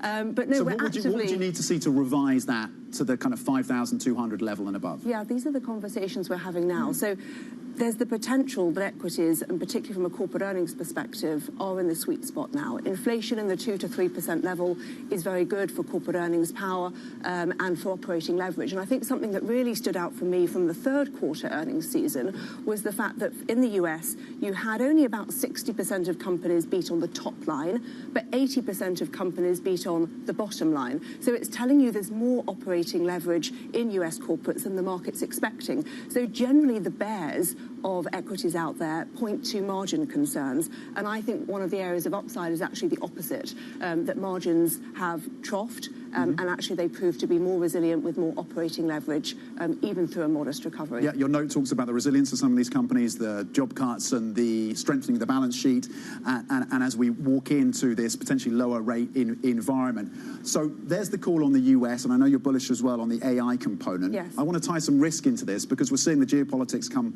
to play once again today with the focus on the Red Sea, the potential inflationary impacts of the rupturing of trade once again. How do you hedge for the potential re-emergence of a more dangerous type of inflation? Yes, I think when we look at the bear case, for bonds and for equities, it starts with inflation again. That's still the key macro variable. So, if we don't land in that 2.5% level, 2 to 2.5% level, and we see the re-emergence, what could be the causes? Certainly, oil price, wage re-inflation would be another one, or shelter not coming down. All of those, would result in higher inflation, which would mean that the cuts that the market's priced in, 140 odd basis points for the Fed, needs to be unwound. That would likely see downside risk for fixed income as well as equity markets. How do you hedge for that? I think that hedging right now, actually, because volatility is so low, is actually inexpensive. We tend to say you should hedge when you can rather than when you necessarily want to. So I think a sort of a hedge using derivatives is one option. The other way is real assets. When we think about assets that benefit during rising inflation, regimes, real assets, particularly infrastructure, because there's the inflation-linked component to us is also a very sensible complement to the 60-40 portfolio that provides that hedge. Okay, hedging in real assets, 75 basis points, 3 cuts coming through from the Fed next year is likely, and open-minded around the bull case for equities with a target of around 4,800 on the S&P by the end of 2024. Lock in those yields is the call there from Grace Peters of JP Morgan Private Bank. Thank you very much indeed. Let's check in on these markets briefly. Seeing gains of 0.3% across the European benchmark, the stock 600. Across your sectors, top of the list is travel and leisure gaining 1.3%. Autos bottom of the list with a hit there of 0.6%. S&P E-minis are pointing to gains, modest gains of 0.1%. That is the futures picture. The dollar then, the Bloomberg dollar index, largely unchanged. The currency at the moment really is the Japanese yen, and the softness coming through there on the back of the optionality that it seems the governor of the Bank of Japan is giving himself. No details in terms of when they may move away from negative interest rates. There's your benchmark US 10-year at 390. That's the level that Grace Peters sees for the 10-year by the end of next year.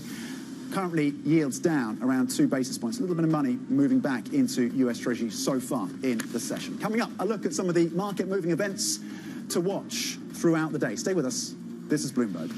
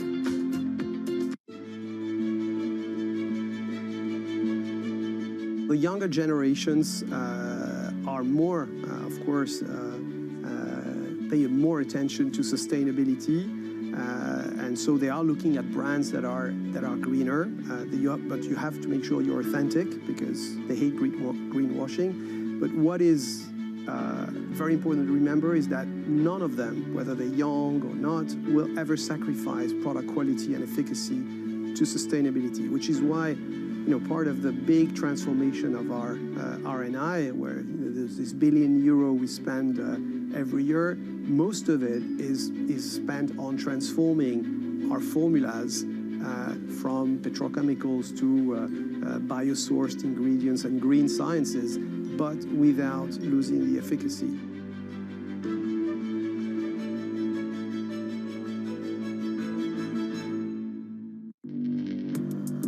Access the financial world on demand.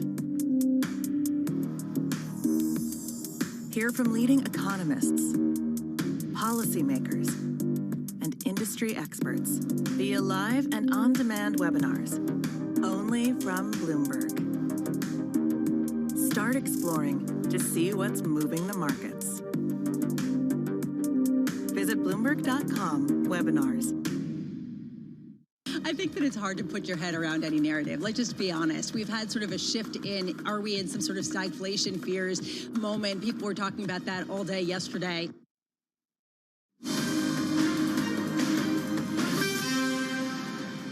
This is Bloomberg Brief from London. I'm Tom McKenzie in for Danny Berger and Manus Cranny. Now, look ahead.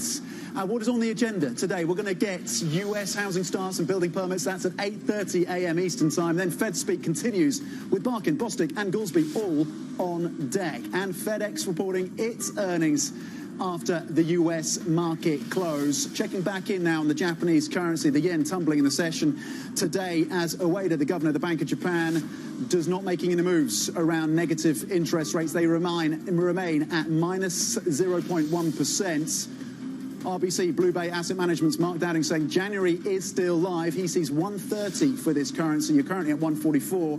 Mark Dowding saying you want to still be shorting JGBs. He thinks ultimately that negative policy will come to an end. That is it for Bloomberg Brief. European stocks are up. US futures are flat on your S&P E-minis. This is Bloomberg.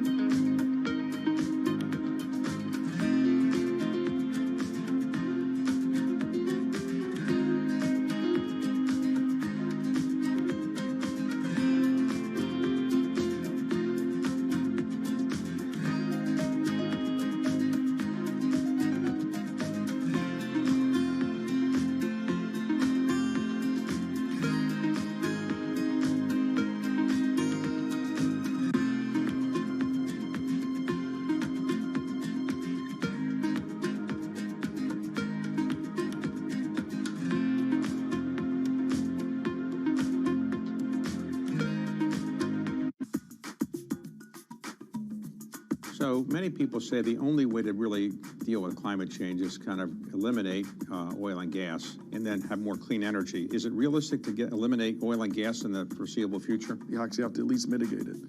I think you have to bring a lot of it down and replace a lot of it, but you also have to, you can also have a huge impact by trying to do things like carbon capture and so forth, right, and around it. And it's going to take both approaches. Even today, greater than 80+% of the way the world operates around energy right now is still fossil fuels, you know, when you kind of look at it. And probably what's more striking is the fact that the demand for it is going up every year. Things like solar or wind, it's nice and environmentally friendly, but really it's not going to produce enough energy to really replace oil and gas in my lifetime, I assume, right? Well, not by itself. So let me just say, solar and wind are critical components. This is going to be sort of a collective effort with a lot of different technologies that are each going to come in and take their piece. What we do at Breakthrough, we look at technologies that could produce remove half a gigaton of carbon a year. And the way to think about that number is we have to remove, say, 100 half a gigatons, you know, a year in terms of what we have to replace.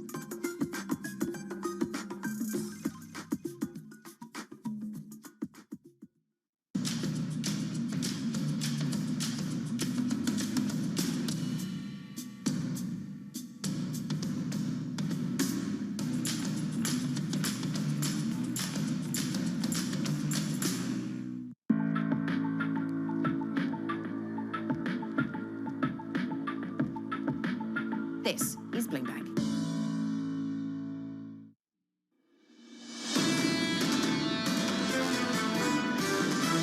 The Fed is done. We're moving from a rate hike cycle to a rate cutting cycle. Cuts would suggest that you see continued economic softening. The Fed's going to ease. They're trying to get that soft landing. Until we see data that it's not working, it's risk on. The stronger and more resilient economic activity is, the more cautious I think they're going to be on the inflation part. Overall, inflation is on the right path, and they know it. This is Bloomberg Surveillance with Tom Keene, Jonathan Farrow, and Lisa Abramowitz. The bullishness is absolutely overwhelming. Live from New York City this morning. Good morning for our audience worldwide. This is Bloomberg Surveillance on TV and radio.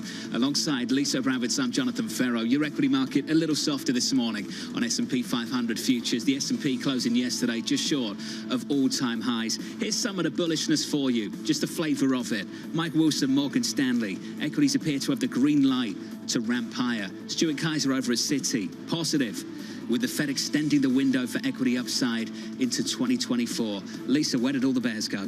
They disappeared. The latest Bank of America Global Fund Manager survey showing that investors are feeling the best that they've felt since January 2022. Their cash allocations are falling to near two-year lows.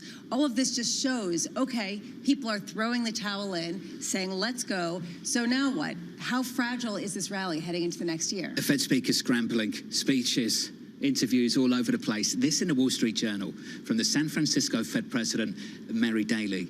San Francisco Fed will get a vote on the FOMC next year. The conversation on the Fed is changing.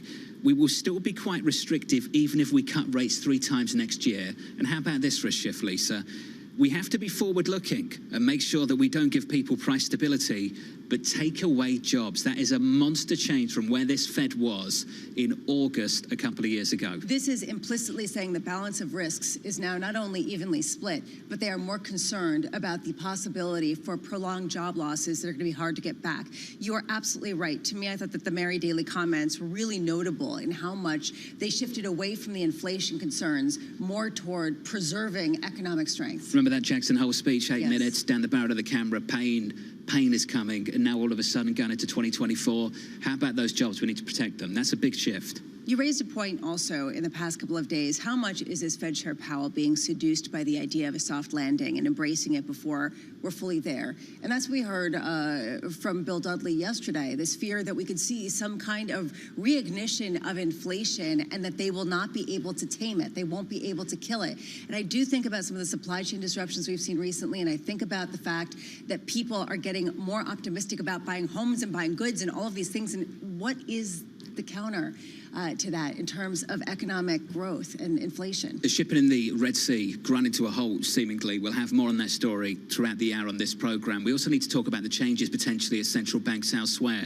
So we've got the Bank of Canada governor speaking to our colleagues up in Canada, signalling that maybe rate cuts are coming in 2024.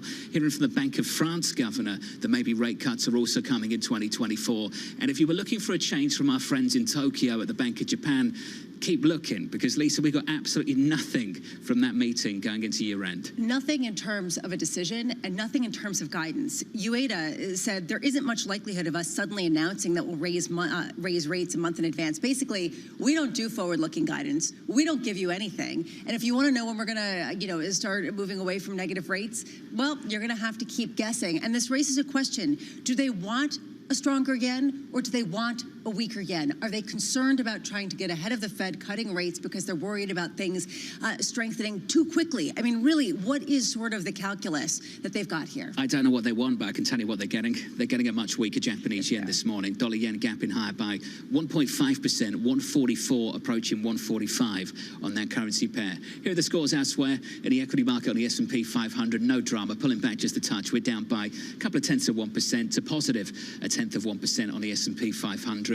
Yields are lower by a couple of basis points. Lisa, on the 10-year, 390.51. All right, 8:30 a.m. we get U.S. building permits for November and U.S. housing starts, and this comes at a time where we've seen mortgage rates absolutely plunge, more than a percentage point from the all-time highs of more than 8%. This, to me, is the reason why I find it compelling that Fed Chair Powell didn't push back against the market activity, but also the fact that could this reignite some of the activity in housing that is added to the disinflationary action that we've seen. Today, Fed speak, all the pushback includes Richmond Fed President Tom Barkin at 9:30 a.m., Atlanta Fed President Raphael Bostic at 12:30 p.m. and 6 p.m., Chicago Fed President Austin Goolsbee, who yesterday came out and said, everybody just calm down. I don't understand what markets are doing. Didn't he do the same thing about 2 months earlier to try to walk things back? I have to admit, I felt like that certain Fed officials were gaslighting us yesterday.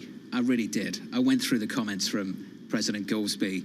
I thought there seemed to be some confusion about how the FOMC even works. We don't debate specific policies speculatively about the future. Every time I've heard from them over the last few days, I just want to get that piece of sound from Chairman Powell in that news conference last Wednesday and just replay it. Are you telling me that I didn't hear what he told us, that we all heard, which is that they are contemplating the appropriate time to reduce interest rates, and that could be next year, which was ultimately what we were told in the news conference?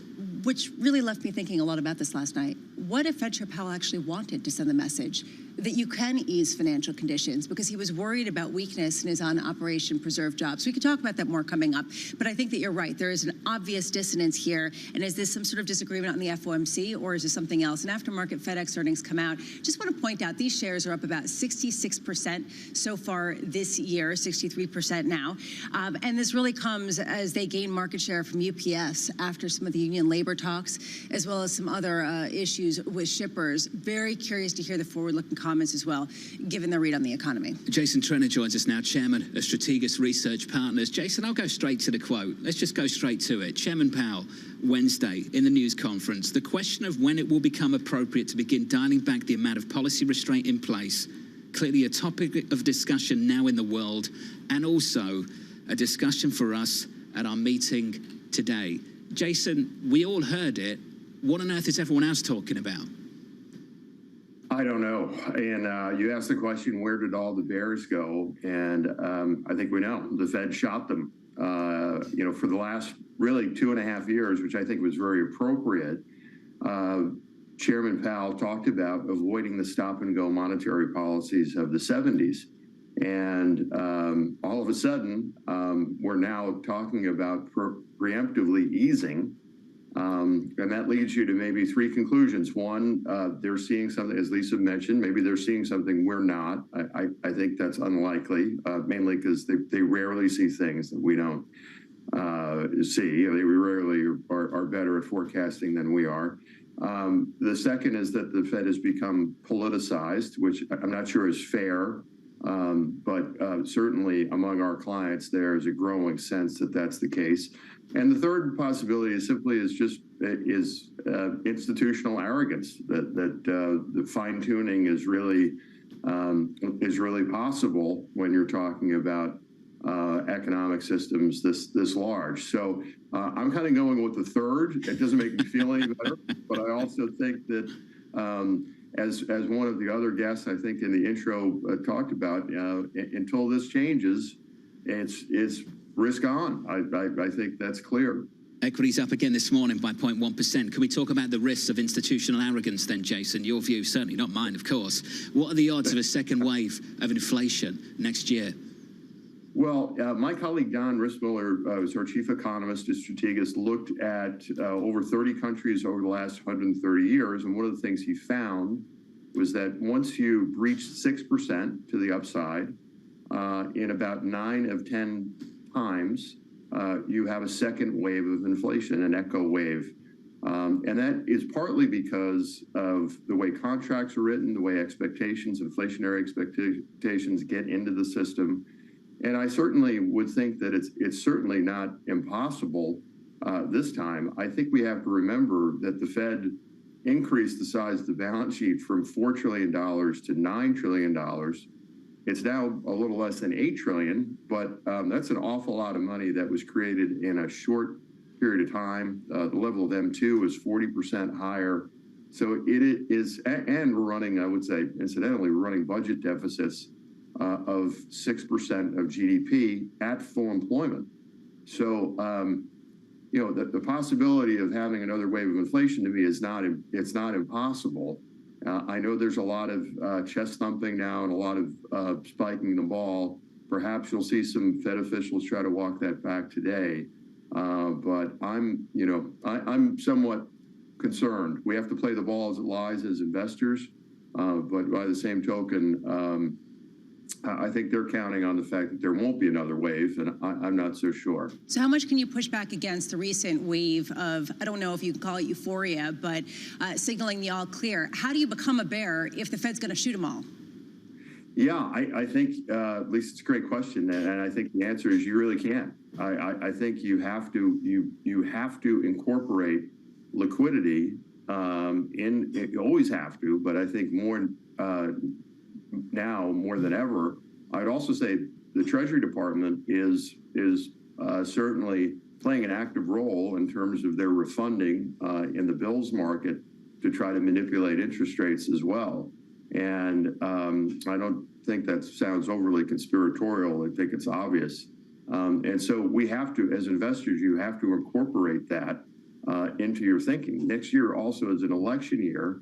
And my interactions with the Fed have always been so positive in terms of their intentions. I think as an institution, I've always felt that the Fed, more than any other Republican or Democrat administration, is almost always trying to do the right thing. And now there are real questions among our clients as to whether the Fed is playing politics. That may be unfair, but that is certainly the perception out there in the institutional investment community. So, Jason, if I'm getting this straight, you feel uncomfortable. You think that we could get another wave of inflation, but you can't really lean against this market rally, and you kind of have to lean in, right? So where do you lean in? I think you have to lean in maybe some more of the cyclical sectors that, aside from tech, and I certainly wouldn't short tech or communications, but they've had big runs. So there may be some other sectors like industrials, like energy, perhaps, where there's decent fundamental cases to be made for strength next year, or at least they're cheaper and they're more cyclical sectors. So those are two sectors that seem to me to be kind of interesting. You may know we've passed some pretty extensive infrastructure bills, and remarkably, so little of that money has actually been spent. It's been appropriated, but it hasn't been spent, and it will be spent next year. Again, an election year, which I think is that final point on it being an election year, I think is looming large. I really do, in a lot of the decisions that are being made, both by the administration and sadly the Fed. So you agree that maybe it has been, to some extent, Jason, politicized? I do, and really it saddens me to say that. And of course, I have no knowledge of this. It's just my own. I'm certainly I'm looking at the what's happening, and it's hard to come to some other conclusion. Again, the arrogance, the institutional arrogance, may be the better answer, is probably the more correct answer. But certainly there is a perception out there that the Fed is becoming more political ahead of the election year next year. And again, that may be unfair, but I spend all my day talking to institutional investors, and I think there is, I would say, mild shock at change in tone that we saw from the chairman last week. A lot of people walked away from that news conference asking some big questions. Jason, thank you, sir. Fantastic to catch up. Enjoy the Christmas period. Jason Trennett there, a strategist. And just for the record, no bears will be harmed or shot in the making of this program. Bears are welcome on this program. Bramo, you know that. Are they? I've gotten a lot of, different... You get some pushback. Well, I get, little cartoons of bears sitting around scratching their heads and looking lost and Any saying, conversation, Bramo, about next year needs to start with the conversation about last year. It's going through the year-ahead price targets on the S&P 500. As of December 12 months ago, looking out 12 months, the average was 4,000 points. By the end of this year, we might fall some 20% short of that. 20%. That's a big miss. Okay, this is the issue, right? They missed to the downside. Are they going to do that again? Well, we've already gotten to the year-end targets. How much do they have to ratchet that back up? Just keep pulling it forward and pulling it forward. From New York City this morning, equity futures just about positive. Good morning.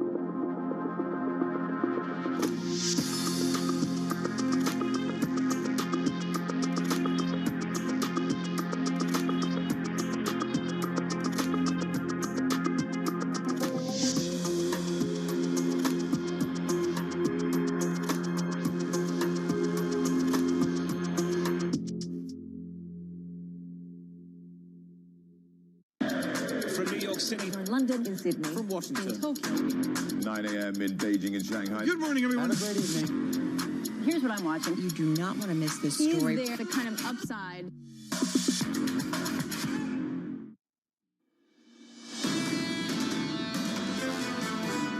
America's commitment to Israel is unwavering, and no individual, group, or state should test our resolve.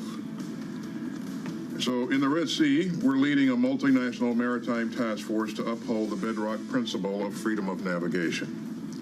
Iran's support for Houthi attacks on commercial vessels must stop. That was U.S. Defense Secretary Lloyd Austin speaking in Tel Aviv alongside Israeli President Benjamin Netanyahu, announcing a joint task force to counter attacks from Houthi militants in the Red Sea. Shipping through the Red Sea, grinding to a halt. How about this for a statistic this morning? The container shipping firms that have so far paused transits through the region account for 95% of all the transportation capacity deployed through the Suez Canal. Lisa, that according to Clarkson Research Services. And you can see the commensurate increase in natural gas prices in Europe. You can also see just generally this feeling that there could be some disruption. So here's a question. Can this task force step in quickly enough to really make a difference? Or are we going to see this as sort of the new headwind to the potential of disinflation going forward? It was Maersk going into the weekend, then it was BP to start this week, and maybe even more more to come if there's any left. Let's get to the scores right now on the S&P 500. Equity futures pushing higher. We're talking about 4,800 potentially on the S&P. I'll go back to what I mentioned before the commercial break. We had a median, average target even, of 4,000 points year-end on the S&P, and here we are looking at 4,800. In the bond market, funnily enough, yields are back to where they were on a 10-year to start the year, Lisa. 390.89 on a 10-year this morning. We're down a couple of basis points. So then this raises this question heading into next year. Are we going to get the expectation for 2023 just a year late, or are we going to get another repeat of what we saw in 2023? It's a valid question because everybody was set up for a recession and then some sort of expansion after that. Now people are expecting, you know, maybe you could get, what is it, grow, then slow, or slow, then grow. I mean, basically people are trying to play around with it. Or cities? It was cities, but then it's like, can you bet on what's going to happen? This expansion, this glorious expansion before you get any kind of recession. You popularized cities research for them, which is a good thing, Bramo. So on Wall Street, there's exuberance. Down in Washington, D.C., for Democrats, apparently there's mass depression. This coming from Greg Valliere of AGF Investments. A gloomy holiday season for Democrats. It's impossible to exaggerate the mood of despair among Democrats in this town. Greg Valliere joins us right now for more. Greg, let's start there. Just how bad is it? Yeah. Well, I think the Democrats worry that not only could they lose the White House next fall, they could lose the Senate and the House. The Democrats have narrowly the Senate. So I think that there's a feeling that the Joe Biden job approval numbers are so bad that you still have to think there's an outside chance he could be persuaded to drop out. Greg, if the election was held today, how bad would the loss be? It would be significant, by maybe 3 or 4 points. A lot of the key electoral votes states, Michigan, Pennsylvania, Georgia, would go probably to Trump. So yes, if of course the election's 10 months away, and a lot can happen. There are issues that could break in Biden's favor, but on just about every issue, immigration, crime, except abortion, on almost every issue that Biden is not doing well. So who do you think, Greg, could take over in the Democratic Party and could actually run a viable Democratic presidential campaign? Well, you hit the nail on the head, Lisa. There's a strong feeling that Kamala Harris lacks the gravitas to take over. I think she's actually underrated. But there obviously would be a strong focus on Gavin Newsom, who has said he wouldn't run. And I think also a strong focus on Gretchen Whitmer in Michigan. I think she would be a sleeper to watch. At the same time, there's still questions around who the Republican nominee is going to be. Everyone just assumes it's going to be the former President Trump, and yet there was some dissent among Republicans as the former president came out and said immigrants are, quote, poisoning the blood of our country, creating a really awkward setting for them to come up with some sort of border control deal with the Democratic president. How much is the Republican Party moving away from former President Trump? Not much. I'd say that the majority of people in the party here in Washington refuse to speak out against him. That comment on immigration was straight out of like 1937 Germany. So it's unnerving, but I think the Democrats are still on the defense when it comes to immigration. This is maybe the greatest crisis facing the country right now, and the Biden administration has not done well. This is the policy challenge going into year-end and to start 2024 as well, Greg. How do we get an agreement there and an agreement to fund 2 wars, one in Ukraine, another in Gaza? Yeah, I do think that the need, especially for Ukraine, is so acute that we'll get something, John, but not before they go home. I mean, they may go home in the next day or two. You can't write a bill between now and Christmas. So it will come in January when we also have a big budget fight, as you know. So we go right into a very, very volatile period. I think around the world there has to be some sense that the U.S. is not a reliable partner. You look what's happening in the Red Sea. You almost get the sense that countries may test us because we've shown an inability to act with resolve. The reluctance to support some of these wars, Greg, is pretty clear in either party. Do you think the reluctance of Republicans to carry on funding the war in Ukraine is bigger than the reluctance of Democrats to provide aid to Israel? I think that the need for Ukraine is more acute because the Ukrainian army has stalled. And I think Putin feels, fairly or not, that he's now the aggressor. So I think that's probably more important. I would say, though, in both parties, there is a strong sentiment that we have to do something about immigration. We're getting over 10,000 people a day coming into the southern border, and that cannot be sustainable. Greg, I got to say, your note started with, it's impossible to exaggerate the mood of despair among Democrats. The headline to Punchbowl News' newsletter that came out this morning was January is going to be terrible. What's going on in Washington? I mean, have you ever seen a corollary to this type of dysfunction and lack of action in the face of real necessary decisions? There's been a lack of leadership, you have to say. We've got a new House Speaker who is not fully tested. You've got an 81-year-old president who seems to be not perhaps on top of a lot of things. And you've got a very disgruntled public right now that still worries about inflation. I don't. I think Biden's done a pretty good job on the economy, but I think the public doesn't agree with me.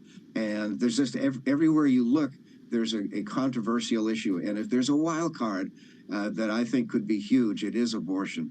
Well, Greg, let's talk about what you mentioned just briefly there. You said we have an 81-year-old president that appears not to be on top of everything.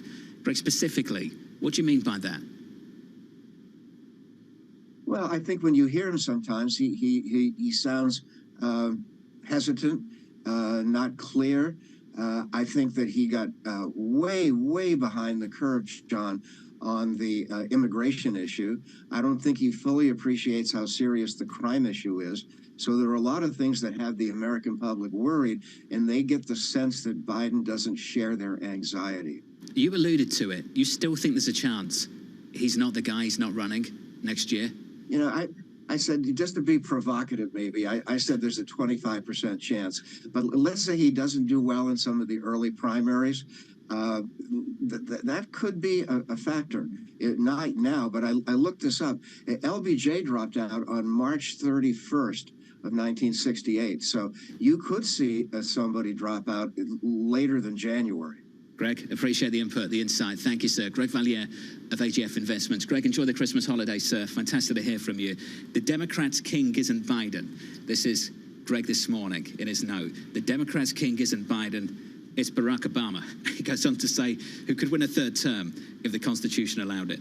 Yeah, and then he went on to say, Obama privately is raising questions around the possibility of President Biden winning another term. We've heard this again and again and again. It's the private conversations, but publicly the message has been the same.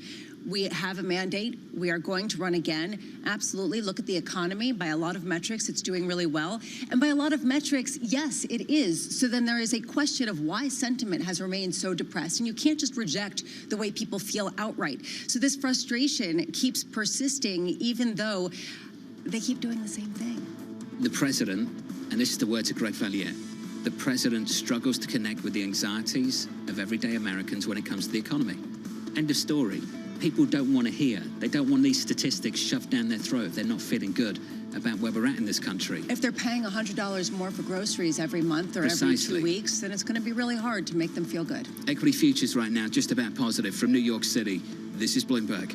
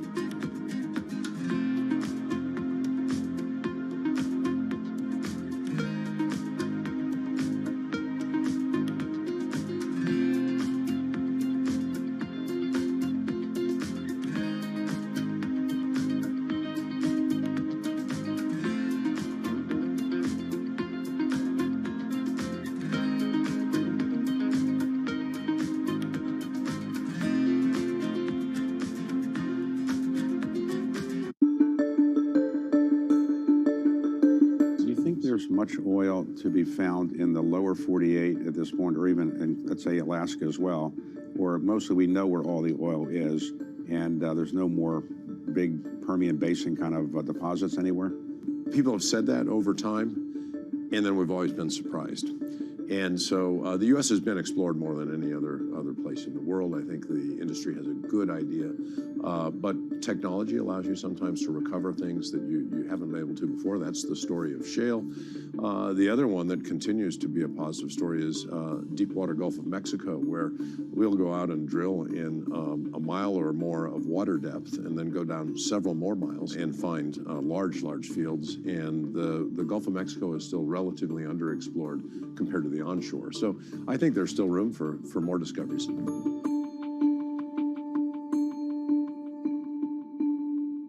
Bloomberg has enhanced search on the terminal to deliver what you need when you need it.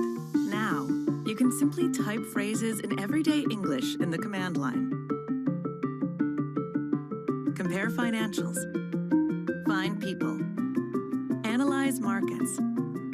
You can enter phrases or ask questions. What do you want to know today? Ask a question or visit SearchGo to find answers now.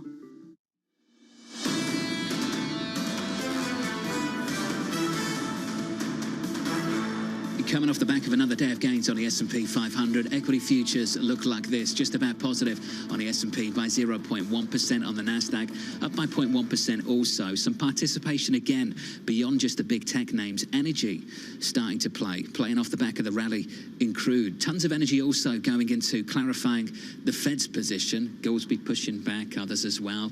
Then daily of San Francisco and the Wall Street Journal, Bramo. Got my attention, got yours as well. I think that actually was more interesting to me than some of the other pushback, because it showed the shift in the balance of risks. There is just as much of a risk of really hampering the labor market as there is curtailing inflation. The fact that inflation is no longer the main concern is a massive sea change in the Federal Reserve that really underscores why cutting rates is not necessarily considered even being accommodative, that will still be very restrictive based on the implied disinflation that could come next year. And try to get ahead of any potential weakness in the labor market as well seems to be the message from San Francisco.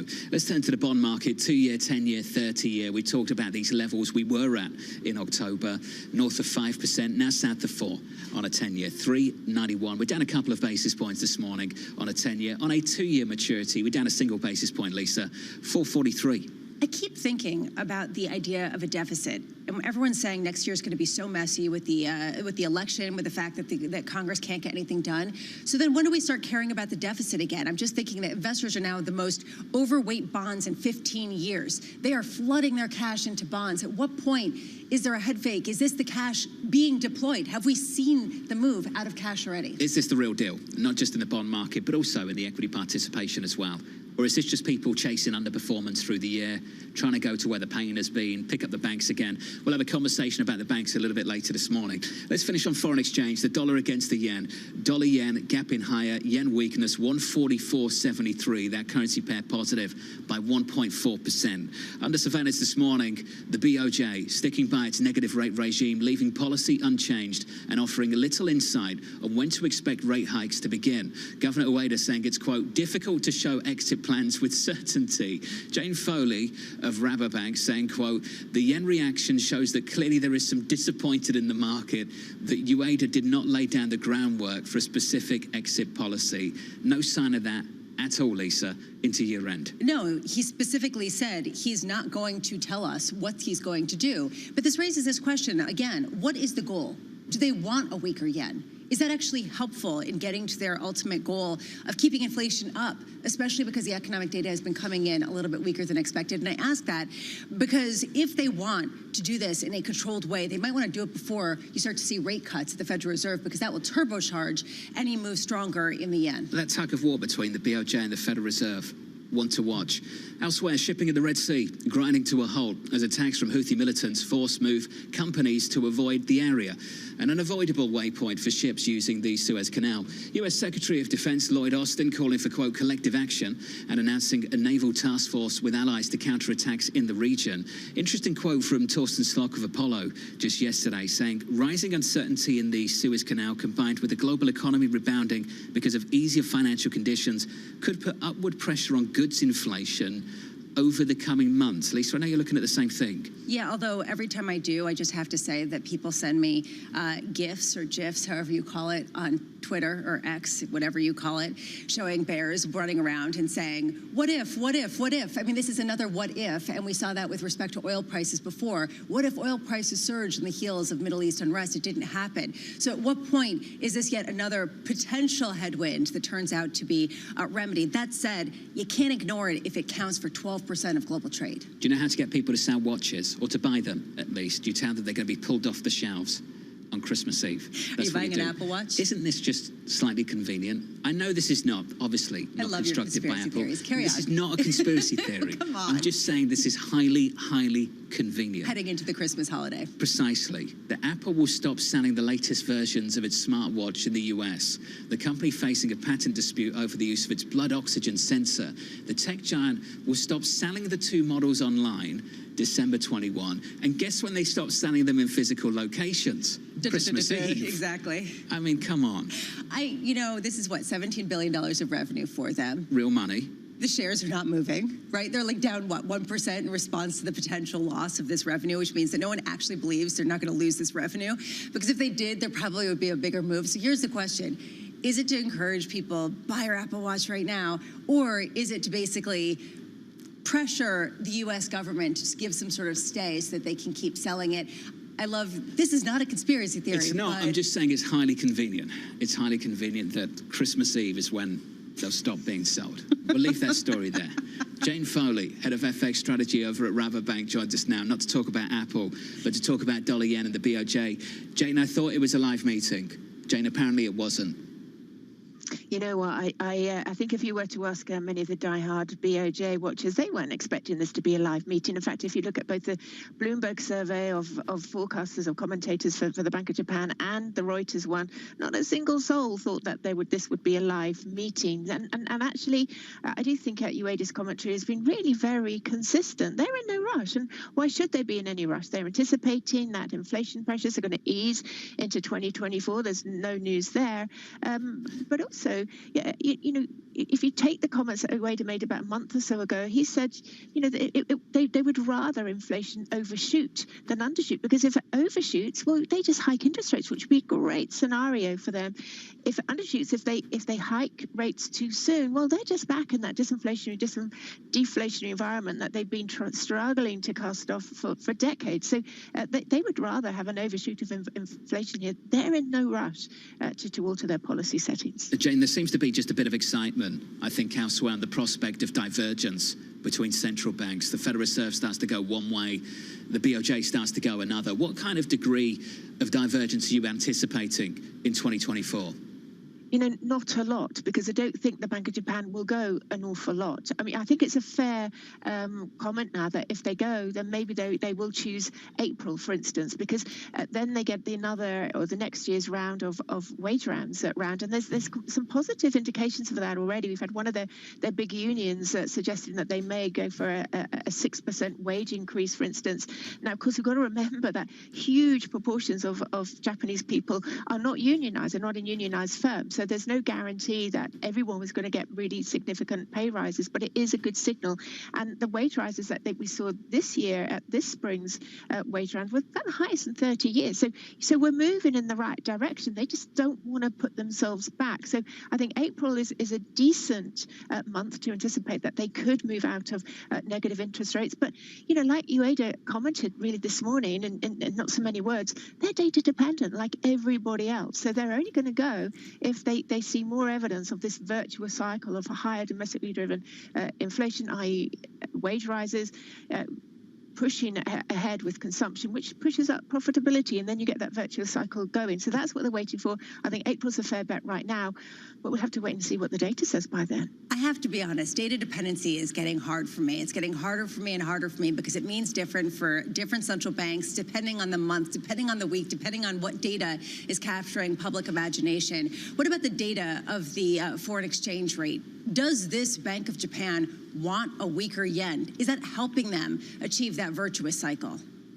Well, of course, if you look at many of the companies on the Nikkei 225, well, they're very big exporters. So certainly for those, it is helping them. Now, the companies, if you go back a couple of years, when we had really higher commodity prices, much higher oil prices, for instance, it was really those mid-sized caps, for instance, that are focused on a domestic audience, so a domestic consumer. They were the ones that were really suffering because they had the high input prices and they couldn't pass it on through their export price because they didn't have the export price to do that to. So they were the ones that were struggling. Now, you could argue certainly that now that commodity prices, a lot of food prices, for instance, are a lot lower than they were, and they're probably going to be lower into next year too. Well, it does take the strain of the worries about the impact of such a weak yen. So I don't think it is such problematic. But again, we go back to this argument that no authority wants a fast-moving exchange rate. If something's stable, then they can work with it and they can move other policies around that. So as long as it's relatively stable, I think they'd be okay with that. But that's the reason why I think a lot of people are questioning the timing and why they didn't go now, especially if the Fed is thinking about, or maybe not thinking about it, the market's thinking the Fed's going to cut rates in March. This would just turbocharge any kind of strengthening in the yen just based on the double barrel, the Fed cutting with them hiking. How much does that sort of create a problem for them in terms of the timing that you put out there? I probably wouldn't use the word problem, but it certainly is a factor. And clearly, I mean, they're not going to tell us what they're thinking about dollar yen, but clearly, for all the reasons that we've just been discussing, it is an input for them. So if the movements in dollar yen were really quite extreme, if we started to move down very significantly, yes, that is going to alter the decisions that they make. So it is certainly a consideration. But again, it's just one factor in many. And again, it comes back to this view also. I don't think that the Bank of Japan is going to be moving significantly next year. They won't want to be moving in the opposite direction to all the other G10 central banks too much because of the impact on the yen. So, April is probably again in play if, like here at Rabo, the Fed is perhaps not going to move until slightly later in the year and not March. Jane, let's get to the ECB and wrap things up there. How credible is the relative, and I stress relative, hawkishness of President Lagarde after what you heard last week? Looking at that PMI data on Friday, I think it's difficult to be, to really get into that hawkish camp or that hawkish pushback. I'm actually of the view that, if you look at some of the problems, particularly with Germany, the competitiveness of Germany or lack of it, the fact that so many big energy users, big industrial users in Germany are really finding it tough dealing with the anticipation that energy prices, are still higher than they were and could remain higher than they have been, for some time because of the lack of cheap energy from Russia.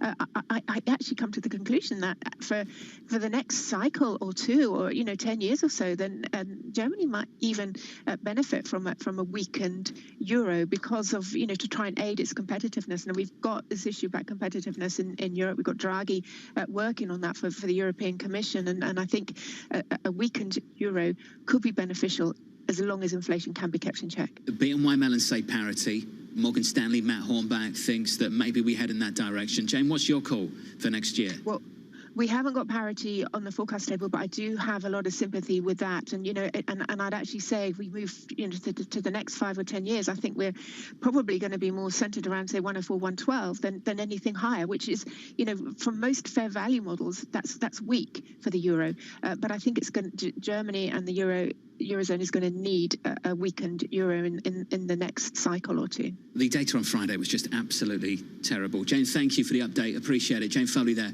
of Rabobank. We can revisit that data on Friday if you want. The PMIs, the composite PMI, 47. Dividing line between expansion and contraction is 50. Anything in the 40s is not great, but 47 is not pretty. Manufacturing, 44.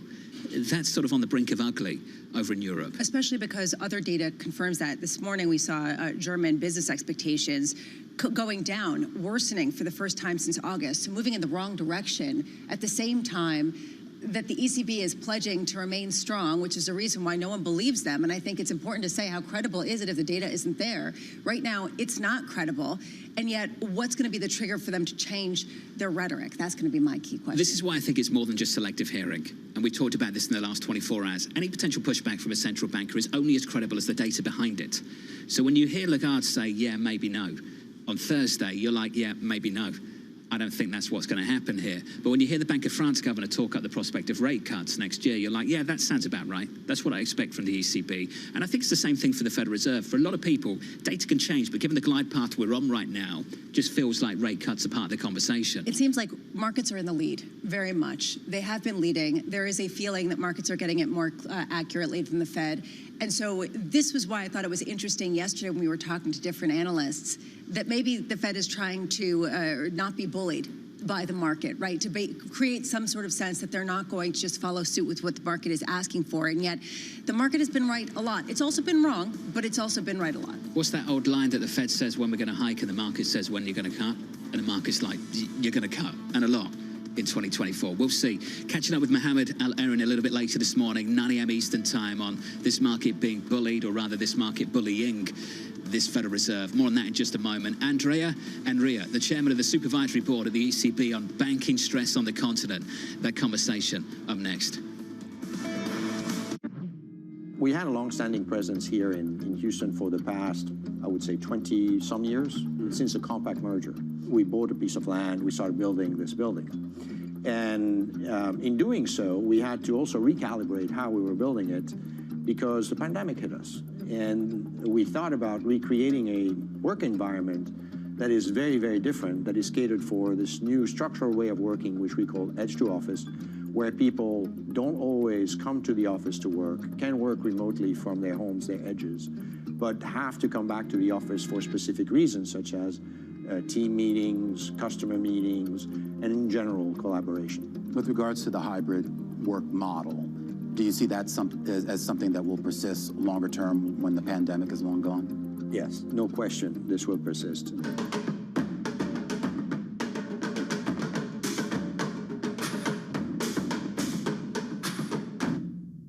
This is Daybreak Europe. I'm Kriti Gupta. Let's get to the stories that set your agenda.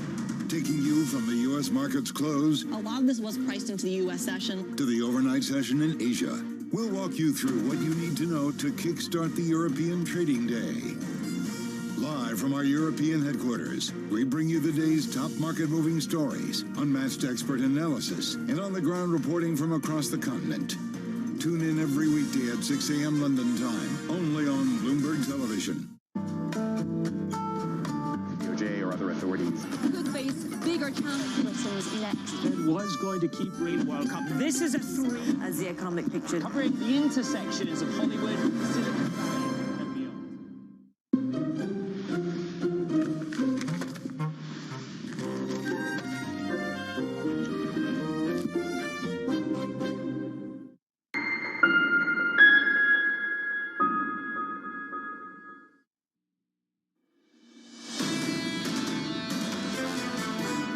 We've had pretty sturdy growth, yet the inflation rate has come down.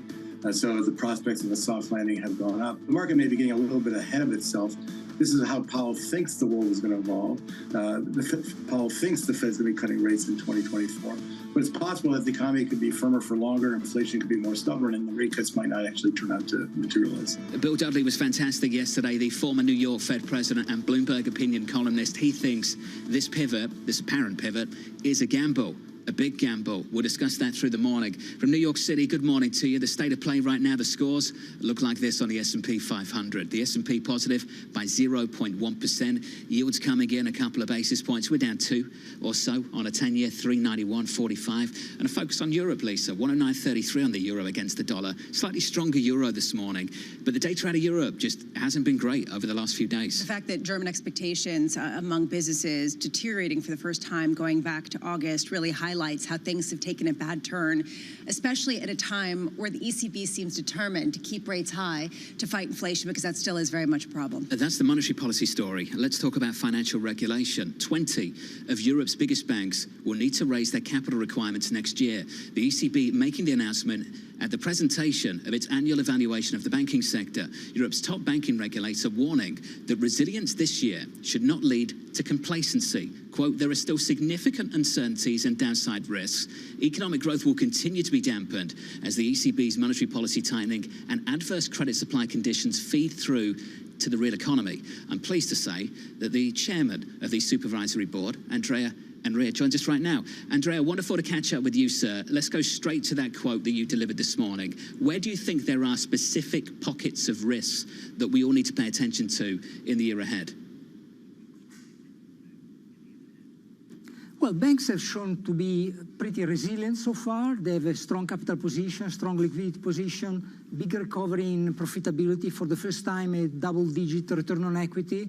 But if you look at the outlook for risks, of course, we need to keep remain very alert. Credit risk is still an area of concern, especially real estate, commercial real estate, so the segments which are most sensitive to interest rate, leverage finance, counterparty credit risk are the area of attention for us. And then funding and interest rate risk in the banking book. Funding risk and interest rate risk in the banking book, driven by the rapid changes in the interest rate environment. One big focus on this side of the Atlantic, Andrea, has been what's happening in private markets. I just wonder, on your side of the Atlantic, how you're gauging what's developing in private markets. How are you monitoring that? Well, we are also monitoring the exposures of banks. Of course, counterparty credit risk is the main element. No, is the area where banks are taking positions vis-a-vis non-bank financial institutions, and this has been an increasing area of attention for us. We should clear expectations on the banks to step up their onboarding practices, their monitoring practices, and their risk management. So this is definitely something we are looking into very, very carefully. But you know, the key issue is that with non-bank financial institutions, sometimes there is a lot of opaqueness. So there is a broader question whether maybe the perimeter of regulation should be expanded. Do you get the sense that there's another Credit Suisse out there? And I say this with respect to another bank that could be forced to either merge or dissolve in short order in response to a sudden event. Well, looking at European banks, I think they've shown remarkable resilience. If I look at the events of the spring of this year, the turmoil in the spring, I think the two things that made European banks stronger are the fact that the unrealized losses are relatively contained compared to, for instance, banks in the US. And the other fact is that they have a very well-diversified deposit base. Still, this should not lead to complacency, as I said, because indeed we see that when there are these moments of turmoil, markets start to look at banks not anymore with their traditional balance sheet key indicators. They look at market value, at economic value of equity, and at the sustainability of business model. So these are the areas where we want banks to focus their risk management and to focus the improvement of business model sustainability. We think is key to be safer from these type of events. Would you like to see more consolidation, particularly as you do look for capital raises to insulate against the next cycle?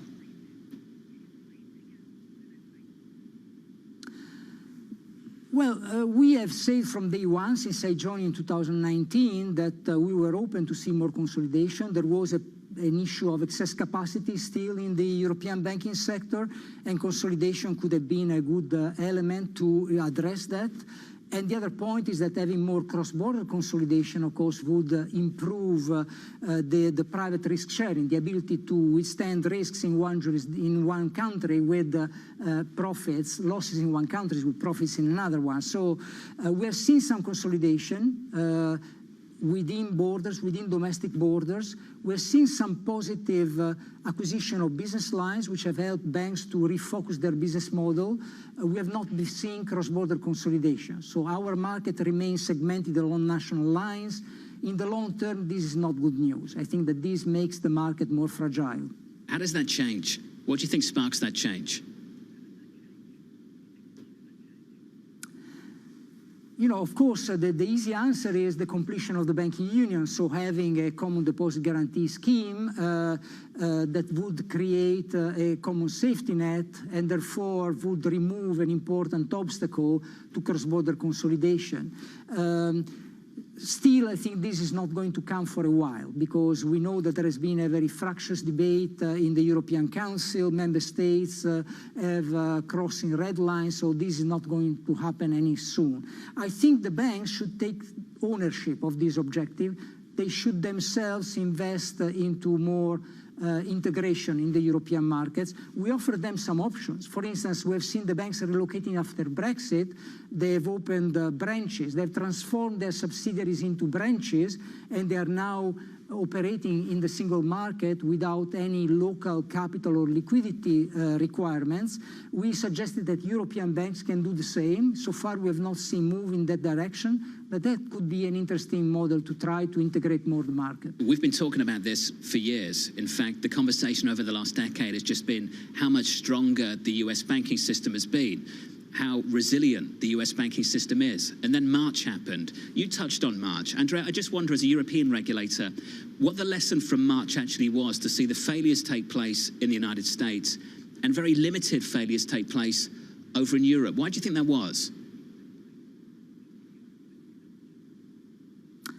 Well, there are different reflections that can be done. First of all, it's clear that in the US there was a more bifurcated regulatory framework, in which large, globally systemic important banks are responding in all senses to the international standards, while smaller regional banks are not subject to that. So a positive for European banks is that we apply the international standards across the board to all the banks, irrespective of their size.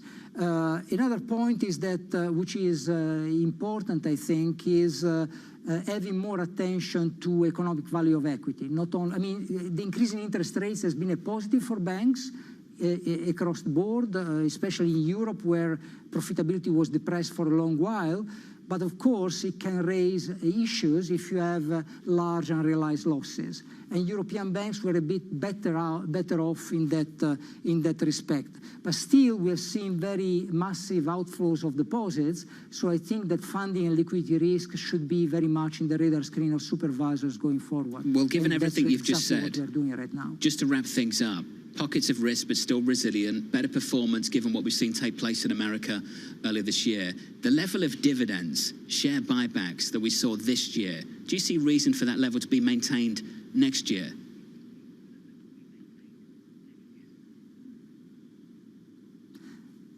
Of course, that's not for me to decide. That's for banks and banks boards to decide.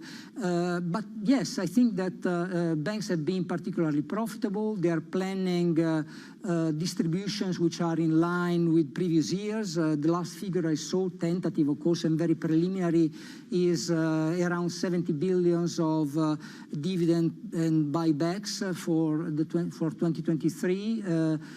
Again, what we do is to check that these dividends and buybacks are compatible with the trajectories of capital for the banks. And if so, we have no objections to that. Andrea, thank you, sir, for the update. Enjoy the holidays. Appreciate the catch-up. Andrea Enria there, the Supervisory Board Chairman at the European Central Bank. From New York City, coming up, Avery Sheffield of Vantage Rock, just around the corner. This is Bloomberg.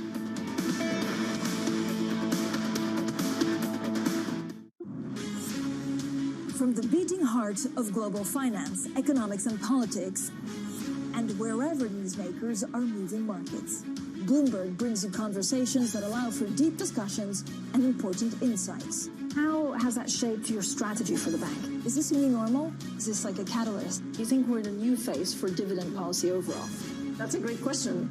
I'm Francine Lacqua, and this is The Pulse, every weekday at 9 a.m. only on Bloomberg. A cruise ship is much more than a flotilla of financials and numbers. Naftali Holt showed me around the Celebrity Beyond, Royal Caribbean's newest ship, rolling out not the red carpet, instead, the magic carpet, an example of investment that's yielding returns in several different ways. Originally, actually, we designed it because we wanted to have a really nice platform for tendering, because sometimes we can't home port So destinations. functional. Exactly, value functional. And then we looked at it and said, why don't we just make it a really cool feature spot where people can enjoy it beyond the functional space? And we created this bar. It went up and down. Now, what does it take to How do? about the Instagram? Can you speak about that? I can imagine. Instagram moment with the sunset, you're having a drink with your friends or family. I mean, that's amazing. So what does it take to do something like this? And I'm thinking cost, engineering, time. Yeah, a lot of effort from a lot of people. So it starts from just the design and the conceptual aspect of it. Then we need to figure out a lot of technical factors, the weight, the wind, and so lots and lots of hours of really hard work. And every time we up the game, we see that customer willing to spend more.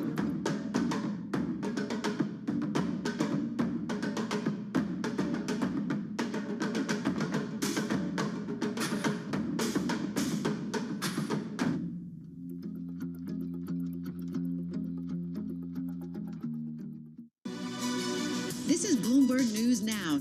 News when you want it at the touch of a button. Another volatile day on Wall Street. We're seeing big moves. All eyes on Capitol Hill as Democrats and Republicans prepare. Today's job numbers casting doubt on the Fed's next move. Inflation remains front and center. And that's news when you want it with Bloomberg News Now. Get it 24/7 on the Bloomberg Business app, Bloomberg.com, and anywhere you get your podcasts. Bloomberg News Now. Context changes everything. Slice through the noise. Forget the noise, ignore the noise. Is this just going to be noise? Just noise. It's noise versus signal. Now, more to the point. What is the lesson or the observation? From the world of politics to the world of business. Every weekday at 5 p.m. Eastern Time, hosts Anne-Marie Hordern and Joe Matthew alongside Kaylee Lines deliver news, insight, and analysis live from Bloomberg's Washington headquarters. Get the latest from and about politics' biggest power players at the end of every trading day. Balance of Power, every weekday at 5 p.m. Eastern Time, only on Bloomberg. Context changes everything.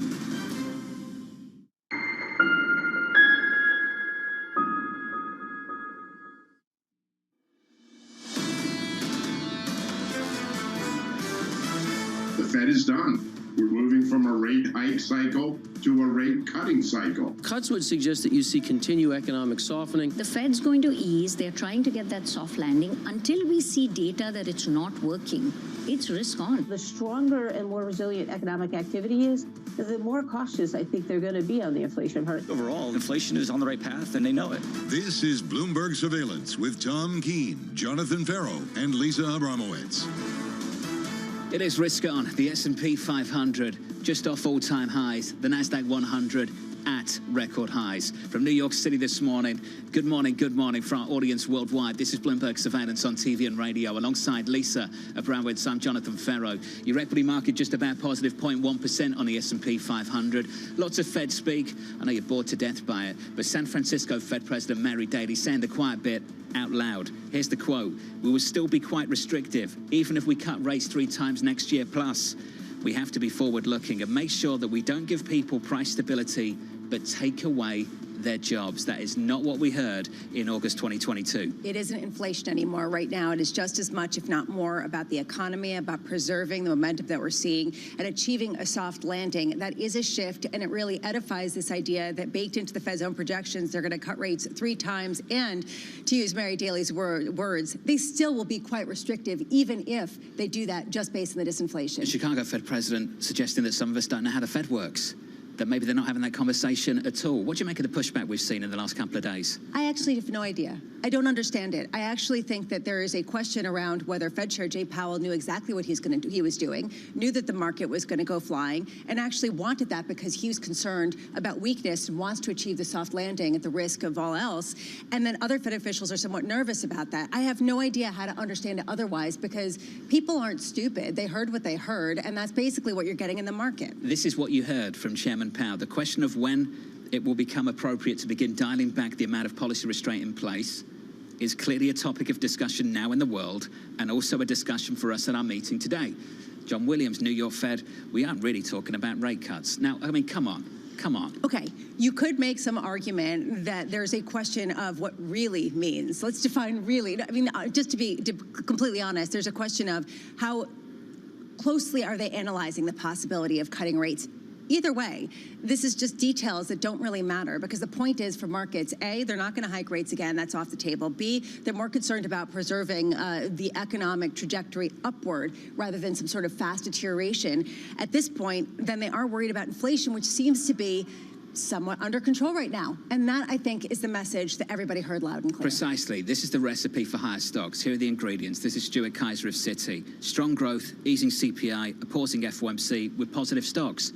The Fed's just extended the window into 2024. But you raise a point. It has to do with data. Does the data cooperate? And what is the potential for a reacceleration of inflation? What is the potential for economic data to come in stronger than expected consistently, and people start to question these? These are some of the I don't know, mood killers that lead some people, including Lori Calvasina of RBC Capital, to say there could be some sort of mild pullback. This is the new consensus. January might be rocky, but it's the an mood entry. killer? Yeah. And then that's slight pullbacks. Slight pullback, but buy it.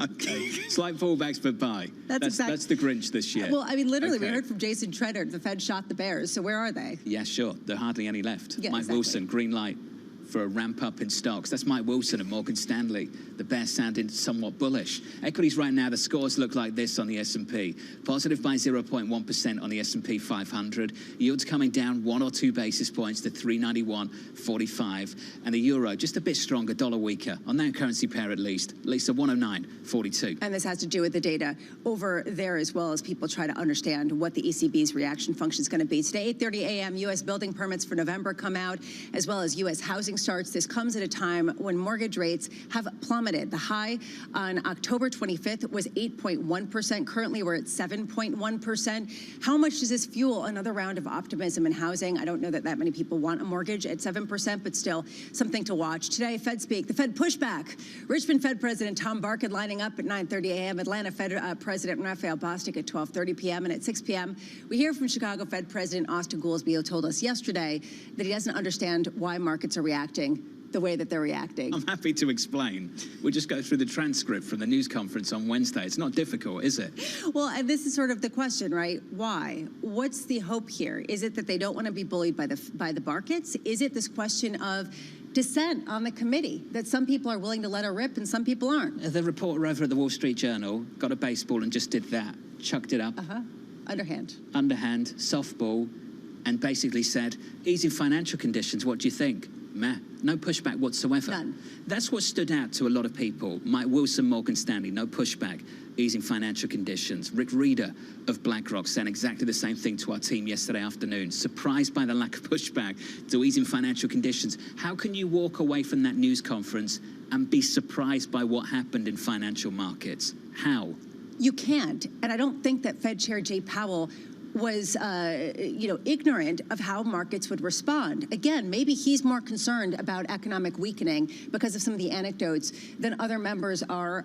I don't know. I'm not a psychologist. Let's get one on and maybe we can do better. After market, we get FedEx earnings. And this, to me, is really interesting because those shares are up about 63% so far this year, gaining market share from UPS. This, to me, is interesting after some of those union negotiations. So can they deliver going forward? The look-aheads are also going to be interesting. I love the shipping and logistics areas. Likewise. I think that it's all logistics. Big fan of Maersk and all that good stuff. Oh, totally. I think it absolutely We'll talk about shipping of the yeah. Suez Canal a little bit later in the program. We need a therapist for equity market bears. That's what we need for year-end. Sure. A therapist for the bears. I'd like that. Avery Sheffield joins us around the table. She's not a therapist. She's the co-founder and CIO at Vantage Rock at Rockefeller Asset Management. Avery, great to catch up with you. I want to talk about a sector I know you're focused on. It's the banks. The banks are up 25% on the S&P since the end of October. Yes. You think there's more to come? I think that they're still very cheap relative to the rest of the market. And the reason is that, we are likely, it's everything you've been discussing, right? We're likely to continue to see a steepening of the yield curve, which of course is the ideal environment for banks.